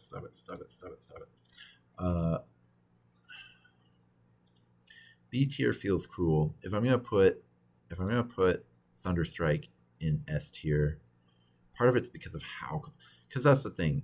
These would be an A tier.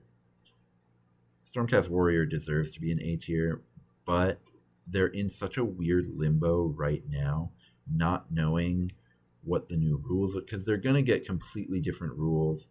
We don't know which things are being squatted and which things are coming back. So I think they have to be in B tier, and I think they have to be kind of low in B tier. Like I would say they're below KO, but above Ideneth. Yeah, because they're in limbo. It's weird. They're in a weird spot. Scions of the Flame, they're just right. They don't have diverse playstyles. You think they do, right? Because the one box is like all specialists. You only get 2 of the chaff in that box, and the one box is pretty bad. So I guess if you had like multiple specialists, you could say it. I don't know. It's tough to say. You have to squint. The playstyle is compelling. It's like all range.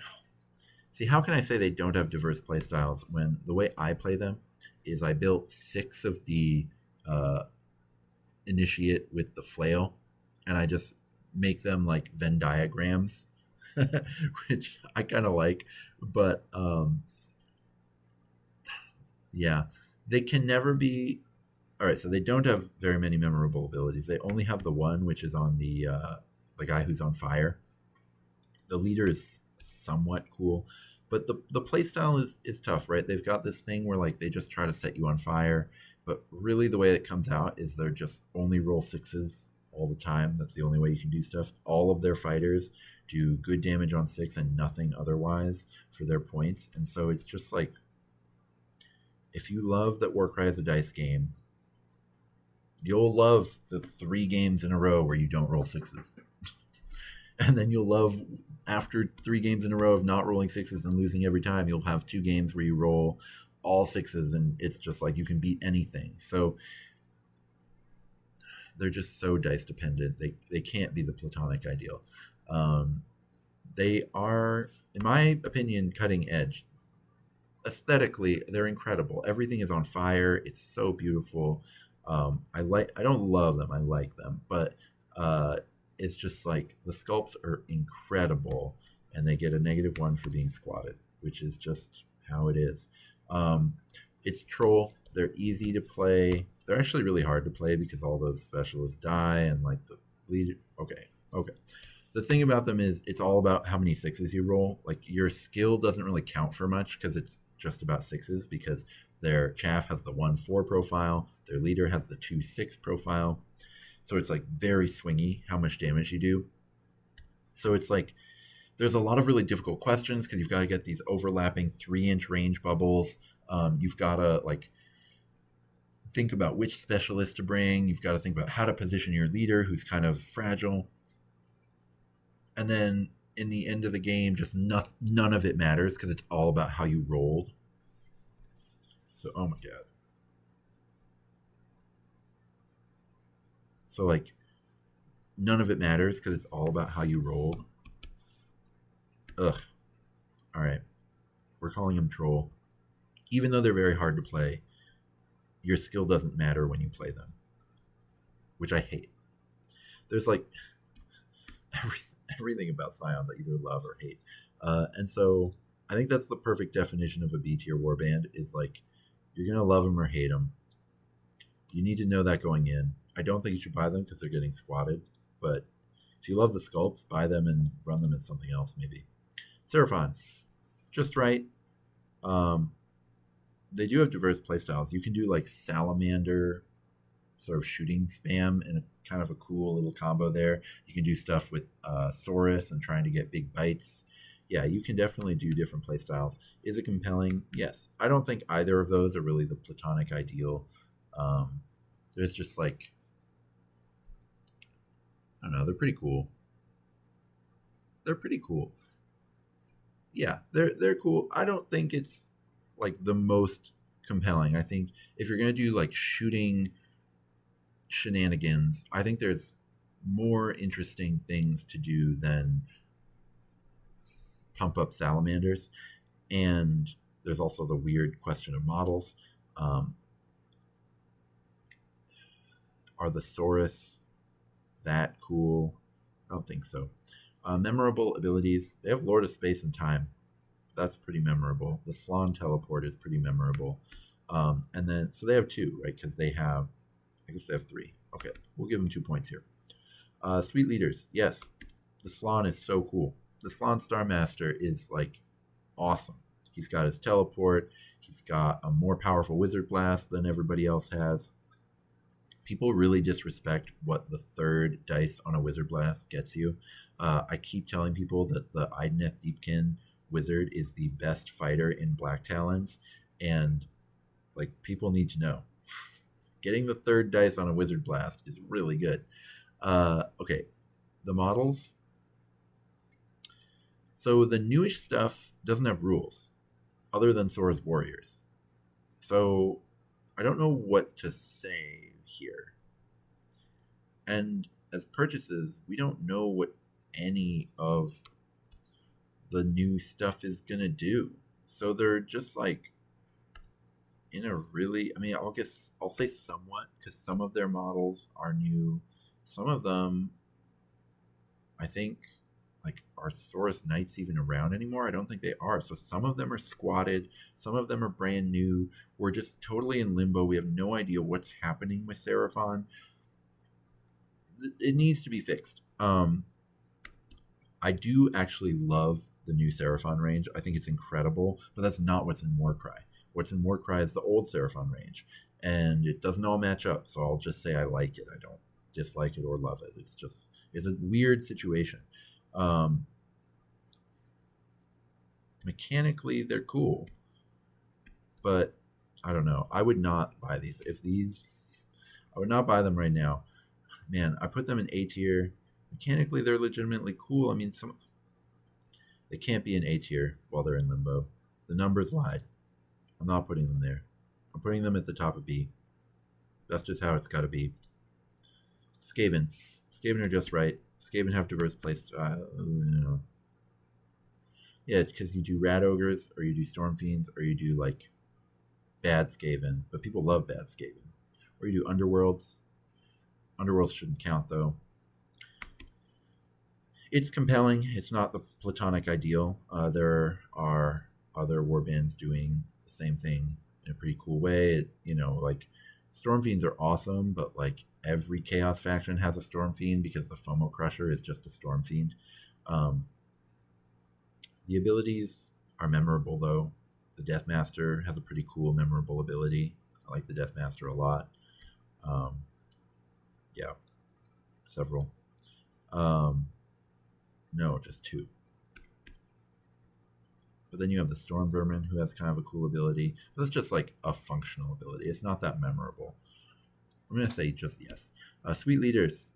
No, they don't. They have the Deathmaster, who's somewhat sweet, and otherwise the leaders are like the real problem. Skabic is kind of sweet from Underworlds, but again, Underworlds is like a really weird addendum to the game right now. No, and it shows. They're all about to be replaced. This is tough because I love Pestilence and I love Scryer, and I really dislike the rest of it, so I'm going to average that out to a 1. That's just how it is for me. Purchases, they're very high effort. And everything that's currently in Warcry is being squatted, except for Storm Fiends, which, to be fair, are the coolest part. I'm looking at my Storm Fiend right now, and I love Storm Fiends. They're so cool. Okay, so if everything that's currently in Warcry is being squatted, and we're going to get a whole bunch of new stuff, do I give them -1 here? I think I do, because we don't know what's coming. They are pretty normal to play. They have a lot of weird tricks, but then it all doesn't matter because your Storm Fiend is just better than whatever your opponent's best fighter is, and so you win. It's really funny. It's like, yeah, because it's like, it should be demon hard, right? Like, they have so many really difficult stuff to pull off, and then just none of it matters because your Storm Fiend is just better than whatever your opponent is doing. Yeah, I think they should still be in C tier because we just don't know what's happening with Skaven, and we have good reason to trust that whatever is happening is going to be good, but don't play them right now. Or at least, if you own them already, play them. They're cool, but don't buy into Skaven right now. And then, they'll be completely reworked when the new stuff comes. Slaanesh Sybarites. They are just right on power level. They do have diverse playstyles. Basically, it's like, do you want to do the very armored guys, or do you want to do, like, you could spam homunculi. You can do a lot of cool stuff. You can have a bunch of fiend bloods. They are compelling, but they're in this weird mid-range place where it's just not ideal. They have the charge. That's kind of it in terms of memorable abilities. Yeah, they have the -1 attack, but that's just a worse version of what Horns of Ashut is doing, but it's also kind of cool. I'll give them a 1 point for here. And they have sweet leaders. I mean, the Slangor is pretty sweet. The Mage is pretty sweet. The Lord of Pain is okay. Here's the thing. They have a lot of cool leaders, and none of them like jump off the page at you. The Slangor Slaghorn is probably the closest, but I wouldn't give it an amazing. I would just give it like a good. Um, the the models are some of the best models in Warcry. I mean, the yes, they're the bad guys in 300, which is not particularly, um, which is not like particularly original. Um, but the way they executed on that concept is really incredible. Uh, I've heard some people be a little uncomfortable about the Orientalism of it all. I think, that's up for debate. I I don't blame you if that's you. I personally think that they're having so much fun. They seem so cool that I'm not personally worried about it, but it is worth bringing up as far as like, are these cutting edge? I think it is just reinforcing a thing that GW does sometimes where it's like Western civilization are all the good guys and they're the city on a hill, and then all the bad guys are just like every civilization that's not Western. They do this sometimes, right? Sometimes like Seraphon, right? Mesoamericans get to be the good guys. Otherwise, Persians, you do not. But I'll still call them cutting edge. I love them. I think they're awesome. I think they're the coolest shit that GW has done, and they're extremely high effort. Is the Vanguard something you want to do? No, because Blitzbarb Archers are the worst experience. Yeah, they're extremely high effort to play. They're pretty normal in terms of play ease of use. Like, they're just tough because they're mid range, but they do what they do. It's just tough to like leverage your pieces. I don't know. Yeah, I think I'm happy putting them in A tier. They're awesome. They're my boys. Definitely above Gorgers and Gloomspite and Feck and the demons. Not above the dwarves though. The dwarves, buy the dwarves before you buy Slaanesh if all you play is Warcry. Except don't buy buy the dwarves. They're cool. Buy 3D printed proxies of the dwarves. Anyway, Slaves to Darkness. Their power level is just right. They do have diverse play styles. So they have a competitive build that is like the platonic ideal of. It is really cool, and people love the competitive build. But is it a good sign that the one really fun way to run them is just the competitive build? Which, for people who don't know, it's like a bunch of flail marauders, and then a Fomo Crusher, a Myrmidon, and a Dark Oath War Queen. So you get like your +1 attack buff, and then your Fomo and the Myrmidon like get a ton of boosts out of it. Or you can do like you start with the Varangard, but then that is different. Like, whether you start with a Varangard or whether you start with a Dark Oath War Queen really changes how you play them. So I would say that they have diverse playstyles and both are compelling. Are either the platonic ideal? Because that's the thing, is like, can a competitive build be platonic ideal of Warcry? I don't think it can, by nature of being competitive, right? And then the Chaos Warriors are just not how Chaos Warriors should be. Memorable abilities, I just said, like Relentless Killer is very memorable. Spurred by the Gods, very memorable. Yeah, definitely. Sweet leaders, they have amazing leaders. The War Queen, the Varangard, the War Queen, the Varangard. The Aspiring Champion is really sweet, and the Chaos Lord wouldn't count as amazing, but is also pretty sweet. Newish, everything but the Marauders. The Marauders are getting squatted though. I'm gonna say they have to be cutting it. See, here's the thing. The stuff that's new, I like it, I don't love it. Chaos Warriors aren't necessarily for me, but there is nothing more Warhammer Fantasy than Chaos Warriors. Like, this is this the new ones? Yeah, look at those masks on that shield. Look at that. There is nothing more emblematic. Like, I've heard people talk about how should Cities of Sigmar be the poster children, or should Stormcast be the poster children? The poster children for the game should be these guys. Chaos Warriors should be the poster children of the game. Every box, every new edition should be a new faction trying to survive an incursion of Chaos Warriors. And then you just give us a new flavor of a-holes coming down who are totally like, you know, undivided, swollen. I mean, look at these sculpts. I mean, look at that. I would hate painting this, but this is Warhammer. This is Warhammer, god damn it. 2. That's the thing. I would never paint them. I can only give them a 1. I have to be honest. They are somewhat high effort in terms of putting them together, unfortunately. It's hard to do. I mean, you get a valid warband. You can actually do some pretty funny stuff with Divine Blessings with Chaos. Yeah, you actually really can do some funny stuff with Divine Blessings.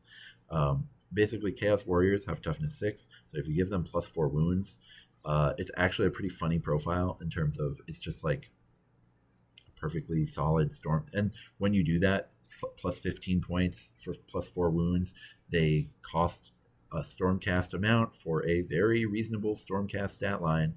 But then you have Marauders too, so you have the chaff. All of that's pretty cool. The issue with Chaos Warrior, the issue with all the Slaves to Darkness stuff is it's clearly going to get a rework, much like Skaven, much like Seraphon. But the difference, I would say, is the only piece that you have to be worried about is your Marauders with Flail. Everything else, we know essentially what it's going to be doing. Now, the question is, are they going to split things like Dark Oath? Like, is Slaves to Darkness going to lose the War Queen? That would be too bad. But it would also make flavor sense, right? If, like, Dark Oath gets to be its own thing, and then we put the Dark Oath War Queen in there, that would be kind of cool. But it would make Slaves to Darkness way worse unless they retool them with adding Ogroids and fixing Chosen and fixing Chaos Warriors, who are really bad in the game right now. Man. Yeah. I would say, like, they're going to get into S tier here, but there's a rework coming. So I don't feel comfortable putting them in S, just because I really think you should wait till the rework is done and then buy them. So maybe you just buy them now and just trust that the rework will be cool. I don't know. I just know they are Warhammer to me. I can't put them in S. I just can't put them in S until we know what their future is. If you're rewatching this video anytime after, like, a month after this video is dropped, I mean, their rework is coming really soon. Like, they are going to be reworked in like a month. And so if you're watching this video, put them in S tier. But for right now, in this moment, I cannot do it. I'm putting them above Dwarves, though. SBG. They're close to being too good. They are too good. Diverse playstyles. If you squint, because you can do stuff like, it matters if you're all Graveguards, it matters if you're all Skeletons. You can do stuff like, what's that box set? Cursed City. You can do all the Cursed City stuff like that. The playstyle is compelling. People love, I don't understand it. People love Soulblight Gravelords. I don't get it. Memorable abilities, yes. There is no ability in the game more memorable than the Resurrection ability. And then Shambling Horde, of course. I think that's just 2 that are really memorable. Yeah. Their leaders are not sweet. I would say somewhat. Not even somewhat. Their leaders are lame. I have to give them Cutting Edge. I hate Soulblight Gravelords. I have to give them Cutting Edge for their sculpts because, like, people go crazy for this shit. I don't understand it.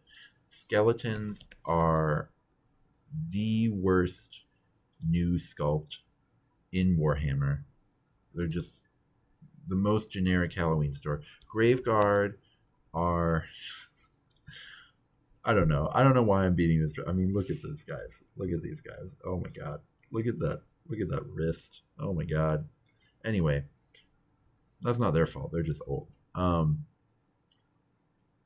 have to give them Cutting Edge because they are the most beloved thing in all of Warcry. Now, part of this is to steer people into more interesting stuff. There's so much stuff in the game that's more interesting than Soulblight Gravelords. Seriously, people. But, you know, if I'm being objective, I have to give them 2 points there. Purchases. Yeah. I mean, I guess you do have to get 2 boxes because you can't just like get a box of Graveguard and be done. Or a box of skeletons does have 20 skeletons, but you can't really do that and have a functional warband. So you do have to make 2 purchases, but like I'm pretty sure the Vanguard sold. Oh wow, do they not have a Vanguard box? Surprising. I thought they did. Let's check. Let's check what their Vanguard does. Either way, it doesn't matter for this because just 2 purchases is fine. I would normally, for these Move 3 warbands, I would say they're really hard to play, but Shambling Horde is just so usable and so easy to use that I would say they're really easy to play. Now, if you want to get kind of fancy, I do think it's hard to build really strong lists with them. Like, Soulblight are good, and they're like good enough in some situations that they feel overpowered for casual play, but when you play them against the other things in their weight class in terms of like points efficiency, stuff like that, they can feel a little bit vanilla. Like when you play Soulblight against KO, you just feel like you're playing the draft version of KO. I mean, you can feel like you're in a rough spot, but I don't think that comes into play too much for this one. But I guess that what it means is like, it can feel building the Soulblight list that can be as strong as you think Soulblight should be based on how broken they are. Soulblight are completely broken. But it's like mostly underworld stuff that's broken, so it's actually really hard to brew the broken Soulblight lists. So really easy to play, pretty hard to list build with is what I would say for them. So maybe that comes out to being regular. How much of this low rating is just because I hate them? Do I have to be fair and put them in B? I think I have to put them in B. I think I have to put them... No. Screw Soulblight. If you're watching this and you love Soulblight, you know to adjust them upwards. I just think they're just such a less interesting version of like 5 other factions. So I know they're the most popular faction in the game, but just like, friends don't let friends play Soulblight. Come on. Spire Tyrants. They are just right. They do not have diverse playstyles, unfortunately. But the playstyle is beautiful. It's very cool. Because they have all the nets. They have... unfortunately, the memorable abilities are things you ally in. But basically, they just have this like chassis that you just play any ally you want. And you have... The thing is, the netter only comes 1 to a box. So is that really their playstyle? Which means maybe it's a 1 here and a 1 there. Their lead is terrible. The sculpts are somewhat new. There's people out there who hate the sculpts for Spire Tyrants. Like, really hate them. I think they're funny. And they were squatted. The reason I think they're funny is like they're all in hilarious, like, oh my god, you can't even search them. That's how squatted they are. You cannot search them. Oh yes, you can. I don't know why they weren't coming up earlier. All right. Yeah, so they're all wearing bondage gear, like with the straps. And what I love about them is they fit perfectly with the Ogroid Myrmidon. Like they were all designed together. I can see why Games Workshop like tried this out and why they lost to Dark Oath, because like like saying the new face of chaos is gladiators. That could have worked. That really could have worked. Not with this execution, but it could have worked. Um, yeah, I think they're actually kind of hard to play because if you do the thing with them where you convert up a bunch of nets, then they're a lot easier to play. But if you just kind of play them the way people intended, the way Sam Pearson intended, they're really hard to play because what you're supposed to do there is like beef up this Bestigor, but then his ability is really hard to use, and then this guy's supposed to be your like. Anyway, it's not. It's tough. Yeah, poor Spire Tyrants. They've got to be pretty low here, above Shadow Stalkers and Sacrosanct, but below everybody else. Splintered Fang, pretty sweet. They don't have diverse playstyles because you can't. It's really hard to do the snake thing now because it's paying for being too good in 1.0 when nobody ever played it in 1.0. And so without the snake thing, it's like, what are you doing? I would say their playstyle is a less interesting version of other teams. Their abilities are no longer really memorable. They have the one that where like your armor counts for nothing, which is kind of cool. And then of course they have the guaranteed net on the leader. But so I'll say yes. Their leader is amazing. The True Blood. One of the biggest sad things about the big squatting is that the True Blood is legitimately the most interesting ally in Chaos. It's not the most powerful, but like from a casual standpoint, part of casual is doing interesting stuff. Like the True Blood might not be the coolest thing, but it is the most interesting. It's the most like fun. Like if your idea of fun isn't necessarily just like raw charge, right? Which I've played a lot of people in casual Warcry. Actually, very few people would say their idea of fun is just raw charge. It's like maybe 1 in 3 people are like that. For most people, they like interesting pieces that do cool stuff and like let you kind of think about how you want to play the game. And nothing does that better than the True Blood in Chaos. And so the fact that it's going away makes me really sad. I think the aesthetic for Splintered Fang is really solid. They're not my favorite, but I think they're done really well. And as they are now, they're almost impossible to play, which is kind of a shame. Yeah, still in C tier. They should be near the top of C.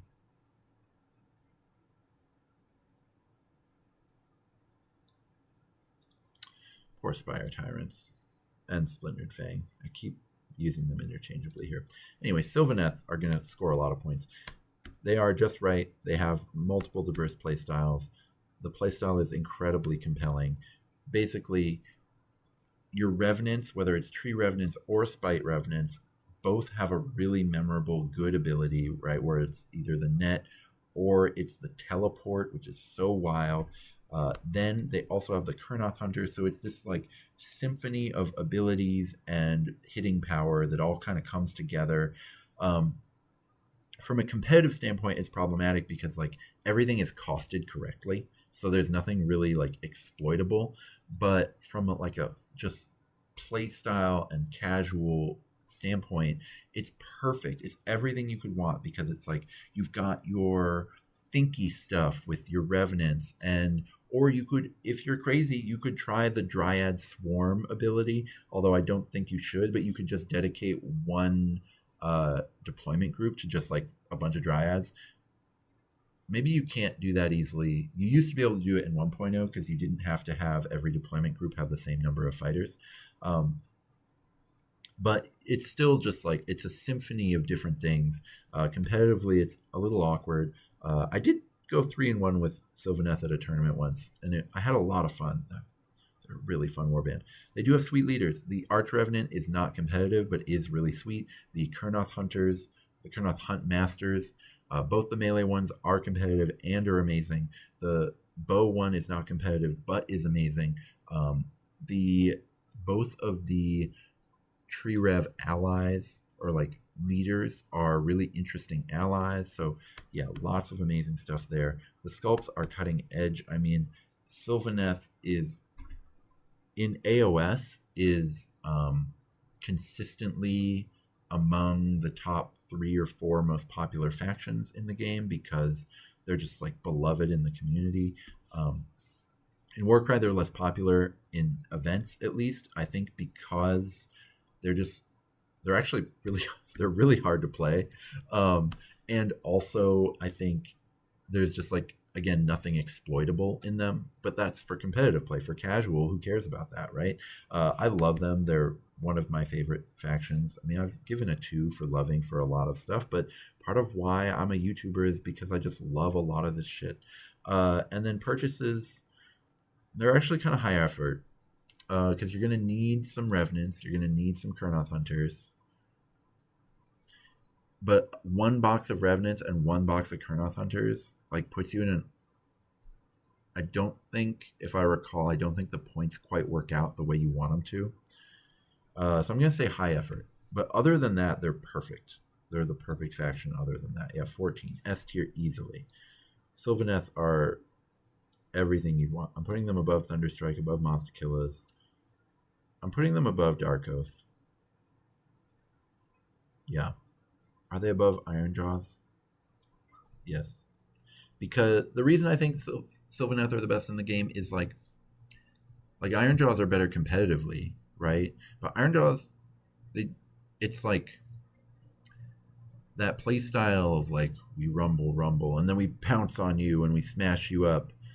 But like sometimes we get in this situation where we're trying to charge up, but there's like randomly factions that like we're good at making the game be an Iron Jaws game, but then there's randomly factions that like we can play against, like Stormcast or Ogres or actually weirdly Skaven, or Skaven down here, where it's just like you play the Iron Jaws game better than Iron Jaws play it, and so we just bounce off of you, which can be a little dissatisfying. But that's like I don't know, it's very like it's very is what it is, and it's different than a lot of Warcry. Whereas Sylvaneth being move 4 is just much easier for newer players to play. There's just like some people love the bow Kurnoths, even though I don't love them. And then they've got weird stuff like the bugs, which are not very good, but are just so cool looking. I don't know. It's tough. I don't know whether you should put Sylvaneth or Iron Jaws 1 and 2, but it's definitely in that order somewhere. I'm going to put Sylvaneth number 1. The thing is, I actually own both of these factions and have played them both quite a bit because I think that they're so good for casual play. I'm currently in a campaign, narrative campaign with Iron Jaws. I'm like 9 games in. Anyway, Tarantula's Brood are too bad. They do not have diverse playstyles. The playstyle is still suffering from... Here's the thing. It's actually designed really well. I'm going to give them a point for this. It is designed really well in terms of, like, here's all your spiders, all your abilities, focus on the spiders. The problem is the spiders are really overcosted now and not very high impact, so none of your abilities are high impact except for the net. The leader used to be really cool. Now he's just kind of overcosted, but he's still cool. Even though he's overcosted, he's still cool. I kind of want to put a 2 here for Platonic Ideal because when they came out, it was really well designed, but it was completely broken. And then they just over-adjusted the knobs to make it bad. And it's really sad because like none of the people now really... Like, it was just coming out of COVID. There were only a couple tournaments where spiders were even legal. Most of them, nobody played them. It's just tough. Anyway, models.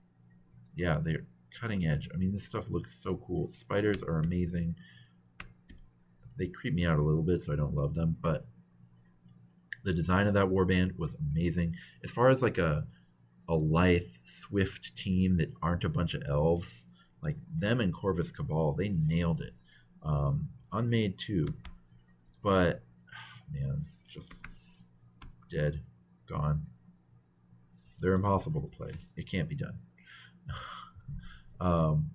Yeah, unfortunately, I cannot advise anyone to go anywhere near Tarantulas Brood, but they're so sweet.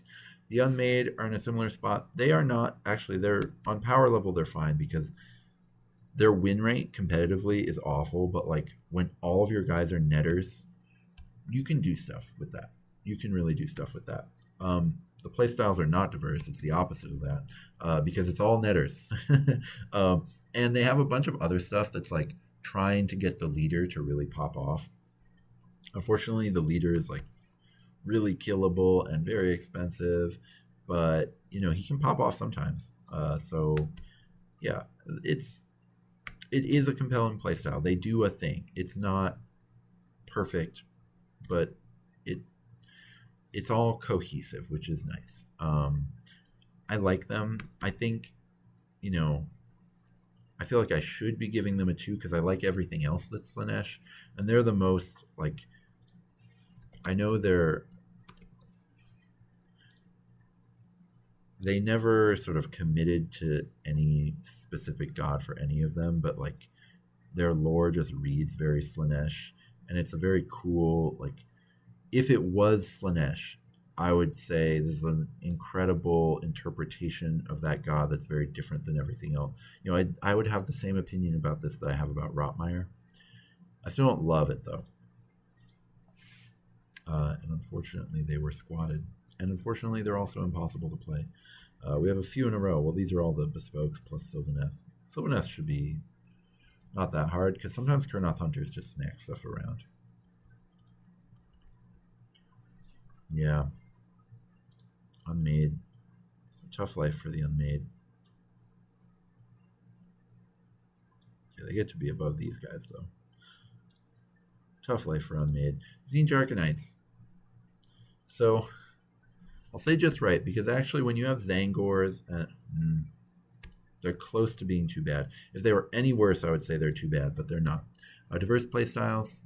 No, because I think the first time you play with Carrick Acolytes, you'll realize you're not supposed to play with Carrick Acolytes, and then you won't ever play with Carrick Acolytes again. The playstyle, when you have Zangors, I actually kind of enjoy playing Zangors. I like them a lot. The abilities are not memorable. It's so weird that the Tzeentch mortals, they're supposed to be the wizards, right? They should be so clever and tricky the whole time, like the demons are. And instead it's just like, we have overcosted beat sticks. Like we hit you hard, and that's kind of all we do. It just doesn't make any sense. Sweet leaders, of course, they have the AV Arc on disc, who is, I think, my favorite non-competitive ally in the game. It's so cool. I play it quite a bit casually. I think it's just awesome. Some of the sculpts are kind of starting to show their age, but some of them I still find cutting edge. Like, I think Zangors look amazing. They're awful to paint, but they look so cool. And like Zangors on disc. The discs in general are just so cool. Like, they're a Silver Surfer faction. But maybe that has more to do with me loving the faction than it has to do with the sculpts actually being really good and cutting edge. Because there's weird stuff like, I mean, Carrick Acolytes just look so dorky that that's where I gotta be. They're very high effort. They're extremely high effort. Brewing with them, I've gotten down to some lists that I really like in casual play. Specifically, a Zangor on disc, and then 2 like low cost armored allies, like T5, you know, just like something with staying power, and then Zangors to run around the board. So the idea is like you have all the anyway, they're just really hard to I could go on about how much effort I've put into brewing Zinch because I've played a lot of Zinch, which you wouldn't know by some of these low scores I'm giving them, but I've played a lot of Zinch, and they're really hard to list build for. And then once you list build, they're kind of hard to play too. So I'll get them into B tier. This is definitely my favorite, like, well, I guess I put a few of my favorite factions in B tier. Anyway, Nurgle's in B tier. Yeah. I love Zinch. I think they're so cool, but they're not for the faint of heart. They got to be below Hunters of Wanchi. All right. Untamed Beasts. They're just right. They sort of have diverse playstyles because you could like focus on the cat, or you could focus on the first Fang who pulls people, who's pretty cool. So yes, they do. The cat is like the perfect introductory combo piece. You know, is it a less compelling version of like what a few other factions that do a similar thing do? Yes, it is. But it also is also cool. So I'm not going to give it 0 points. The abilities are memorable. Yeah, I mean, there's two.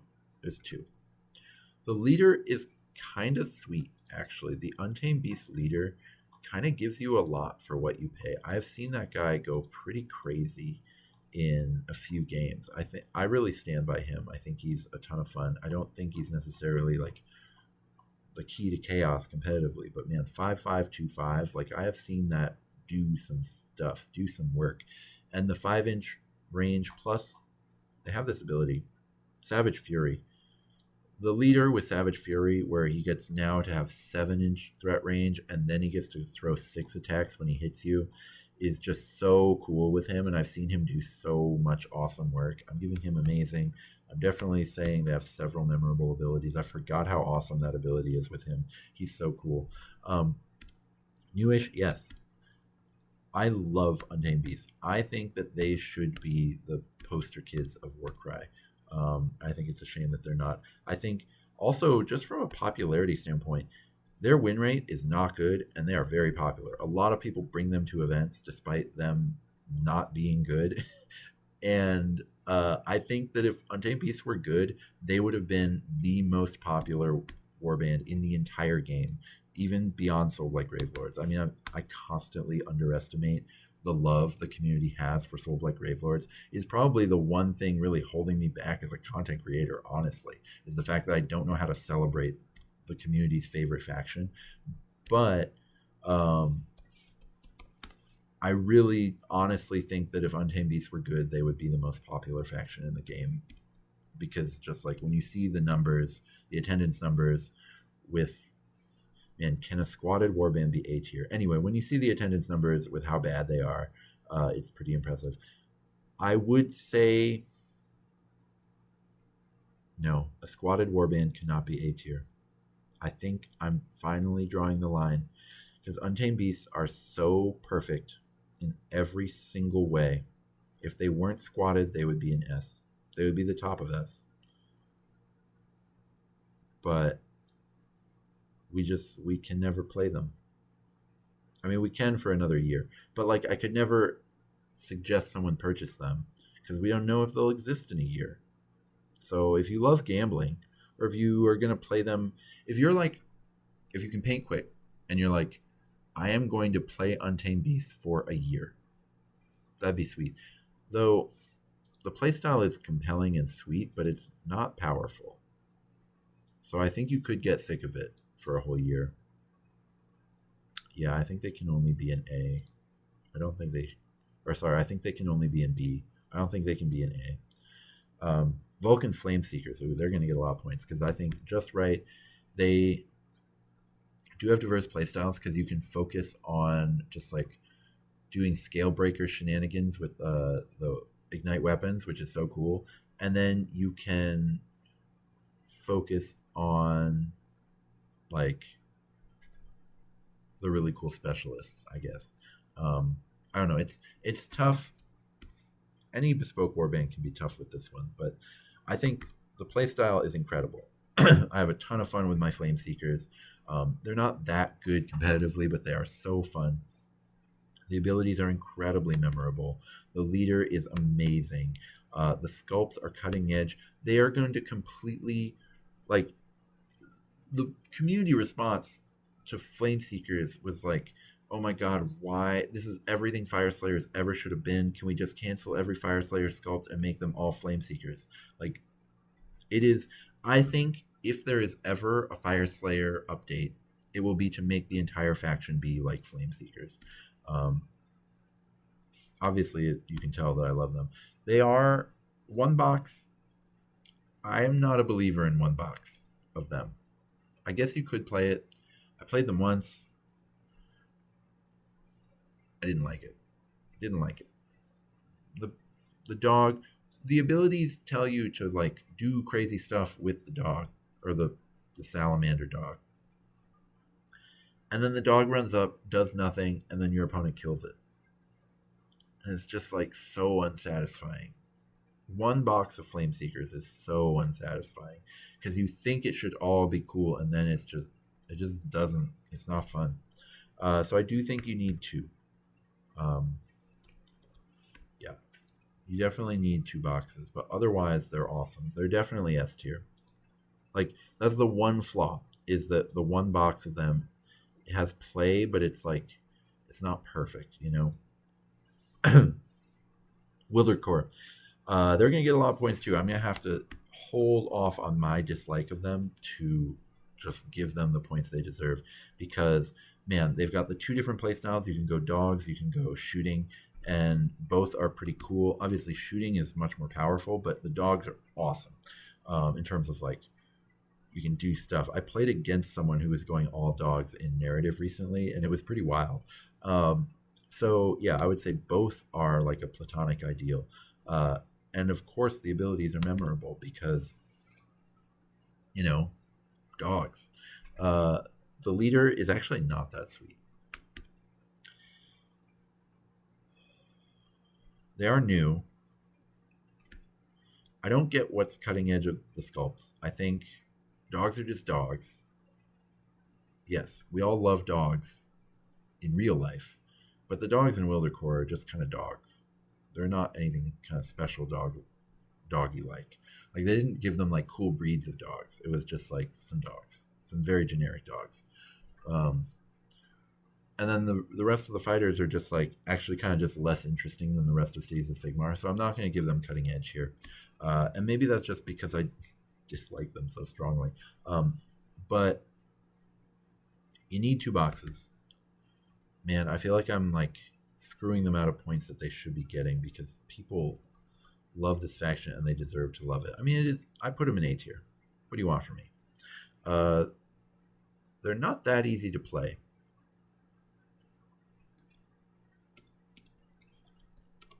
Yeah, they're not that easy to play. Wilder Corpse, deservedly going into A tier.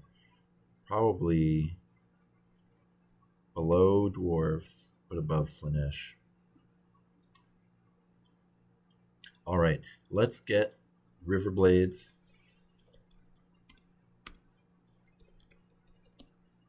And Pyregeists. I have not seen them in action yet. I should just be clear about that. But they're both just barely good enough to be not too bad. They don't really have diverse playstyles. Riverblades really suffer from like they just don't have a lot of different fighter profiles. They have a ton of fighters, but they just don't have different profiles, which I think is really kind of a shame. And I don't think that the playstyle is very compelling. It's just like we move, like we have a move 5 team, and all our abilities are about moving more, and we're so fast. We're like, if there was ever a mission where it was like do a lap of the outside of the board, like great. Well, Riverblades wouldn't even win because Skaven would just be better at it. I don't know, man. I don't know what Riverblades are doing. The abilities. Here's the thing. The abilities are so good for other teams. And so it's this weird thing where, are the abilities memorable in Riverblades? Let's just say yes, but only because they're so good for other teams. The leader is amazing. The sculpts, the suspenders, the masks are cool, but do you get credit for just some good heads? Everything else is kind of less interesting than the rest of Lumineth. I kind of like them. Man, I feel like I should give them a 0 for memorable abilities, because none of the abilities are going to be good in Riverblades. A lot of people are really high on the double that is rush, plus you get to deal 2 damage.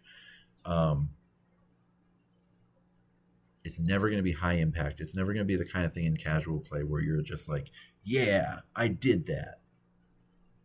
Sometimes you'll pick someone off who was on 1 wound, and then you'll feel really proud of yourself. But otherwise, like, that's the only case where you're ever going to be like, yes, that was memorable.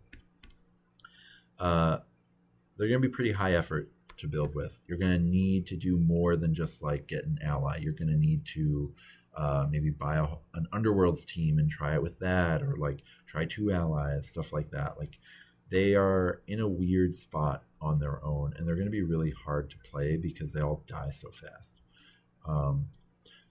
As you can tell, I'm not that high on them. Anyway, imagine them in C tier here. I'll fix it in post, I promise. Okay, Pyregeists. Here, let me put myself a little note here. Pyregeists.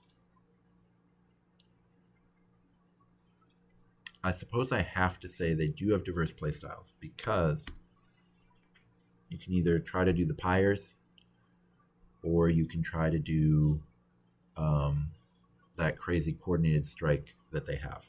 So yes, yes, it is Warcry's platonic ideal. The thing is, Pyregeists are so bad, but the new design space they figured out to try to plumb for that is just so incredible. Anyway, yes, their abilities are amazing. Their leader is not sweet.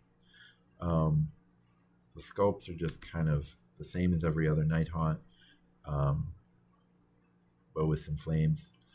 I do like them. I don't. Do I like them? I'll give them 1 point. See, I feel so weird giving them so many points here because they are so weak. They are so weak, but they are so cool. I mean, they're just so mechanically, what they did here is so beautiful, but it's going to take a ton of effort, because you're going to have to just like brew and try it and brew it, and because you're going to be so frustrated with how your games go, and that's such a rough spot to put people in, man. They're going to be incredibly difficult to play, maybe the most difficult to play warband in the entire game. 10 is fine, right? Like, if they had just done a couple things different, then they could have been an A tier for sure. So imagine them at the top of B, right under Untamed Beasts, and that's where we're at. Yeah. All right. Let's take a look at the whole list here. I really think that these 6 factions kind of do everything you want in terms of they can give you enough different interesting things to do to keep you occupied if they're your main faction. Like, if you only purchased 1 faction's worth of models for Warcry, any of those 6, really anything in S or A, I think could keep you happy forever, for like, at least a year, just on its own, just only playing that faction. But I really think these top 6 really are emblematic of that. And in terms of giving your opponents interesting games, I think all of the top 6 achieve that really perfectly. Monster Killers are maybe a little bit on the powerful side, but not too much. The rest of them, I think, give your opponents amazing games. They are all like some of the most beautiful sculpts in the game as far as like painting is concerned. They're all perfect. I really, really stand by these top 6 Sylvaneth, Ironjaws, Darko Savagers, Monster Killers, Thunderstrike, and Flamekeepers as being like the thing you should get if you don't plan on going to tournaments and you just want to have a lot of fun playing a lot of Warcry over and over and over every week. You will just love any of those factions. Getting into A tier, these are all factions that just have a ton to love. That, you know, not all of these are particularly competitive, right? Like, you know, Nurgle, for example, is not competitive, but like they do the thing that they do it very well, and they generally have some defensible sculpts. I mean, okay, the dwarves really showing their age here, but like, you know, there's and like, you know, power level wise, like Slaanesh Demons are maybe on the lower side. Of course, Nurgle even lower than Slaanesh Demons, but like, again, all of these factions just like they manage to do what they do. New Flesh Eater Court's really low on the power level side, right? But they just do it in really interesting ways that I also think will satisfy most people. Like if you don't really know much about them and you just kind of trip, fall, and end up in one of these factions, I think, you know, 90% of the people watching this video are going to be pretty happy with them, because they're just a lot of fun. Now, the B tier is stuff where I would really only suggest it if you love the models, like, and the same with C, just because like these are factions that can be a little bit wonky to play, a little bit weird, a little bit, you know, problematic from a gameplay standpoint, either in terms of being weak or strong. They're factions that can be just a little bit awkward in a few ways, but ways that you'll forgive if you love the models. You'll absolutely forgive it. Like, you know, the weird converting you have to do to make Jade Obelisk really work on the field. Like, you won't mind that if you love Jade Obelisk. You won't mind that like the abilities are kind of weirdly trash and that you just use your allies' abilities. Same with Nurgle, right? You won't mind that if you love the models. But if you don't love the models, I would caution against it. C tier has a lot of the squatted factions in it, as it should. I mean, it's a crime what they did. A lot of these factions would be much higher. I think Iron Golems would be an A. I think Beasts of Chaos would be an A. I think Splintered Fang would probably be in B. You know, Spire Tyrants would be in B, I think. Cypher Lords would still be in C. Sorry, Cypher Lords. But seriously, these are factions that if you love the models, go for it. But I think it's tough. You know, just knowing that you don't know what the future of these factions is, or like knowing that they're gonna be removed pretty soon regardless, knowing that you only have a year to play them, I just couldn't justify telling someone to buy these. Or things like Daughters of Cain and Nighthaunt, where like they're gonna have a long future, but the place where they are right now, you're not gonna have fun. You're just not gonna have fun playing with them. And that's just a really tough place to be. Sacrosanct is the same way. Soulblight, a lot of people play Soulblight. A lot of people love Soulblight. The weird thing about them is like they are either really competitive and really unfun for your opponent, or they're just really awkward and weird. And so there's just nothing in between. And then competitively, like mechanically, unless you're just like yoked out with Underworld's models, they're just a vanilla version of better factions. Like, I'm sorry, KO and Nurgle and Horns of Ashut are just like much better and much more compelling than the competitive versions of Soulblight, if you're not just yoked out with Underworld's models. And even if you are, still feel that way. I know they did really well at Adepticon, but also Adepticon was the literal perfect Soulblight Gravelord's pack. There was literally, you could not design a pack to be better for Soulblight Gravelords. I stand by them just being a less interesting version of the three broken factions. Well, two of the three. They're very different from Horns of a Shit. The D tier, Horns of a Shit don't really have much going for them other than being ridiculously powerful. Demons of Khorne have no abilities. The anti synergies with Darkling Covens, man, you have to be so sure you want that. I know a couple people who have played them and don't hate it. I mean, if you love cheap chaff, put them up in A. But otherwise, there's nothing else to recommend for them. And a lot of casual players, not only do they hate cheap chaff, but they hate seeing it on their boards. Like they hate anytime they see a warband with more than 3, and that's where Darkling Covens are. Is just like, hey, we've got points efficient elves. What else do you want from us? And unfortunately, that's just not enough to satisfy most people, I think. And then, of course, Bone Splitters. What is there to say about Bone Splitters? All right. So I like where that tier list went. Tune in for... I'm going to make this a short, and then you can tune in for the 4-hour version, because I'm really happy with this. I think this is a great, explainer of where to jump into Warcry. I think, honestly, starting with these 6 is just such a perfect place to be. So, yeah, I stand by it. So I'll be back with shorter videos in the future, and until next time, may all your rolls be crits.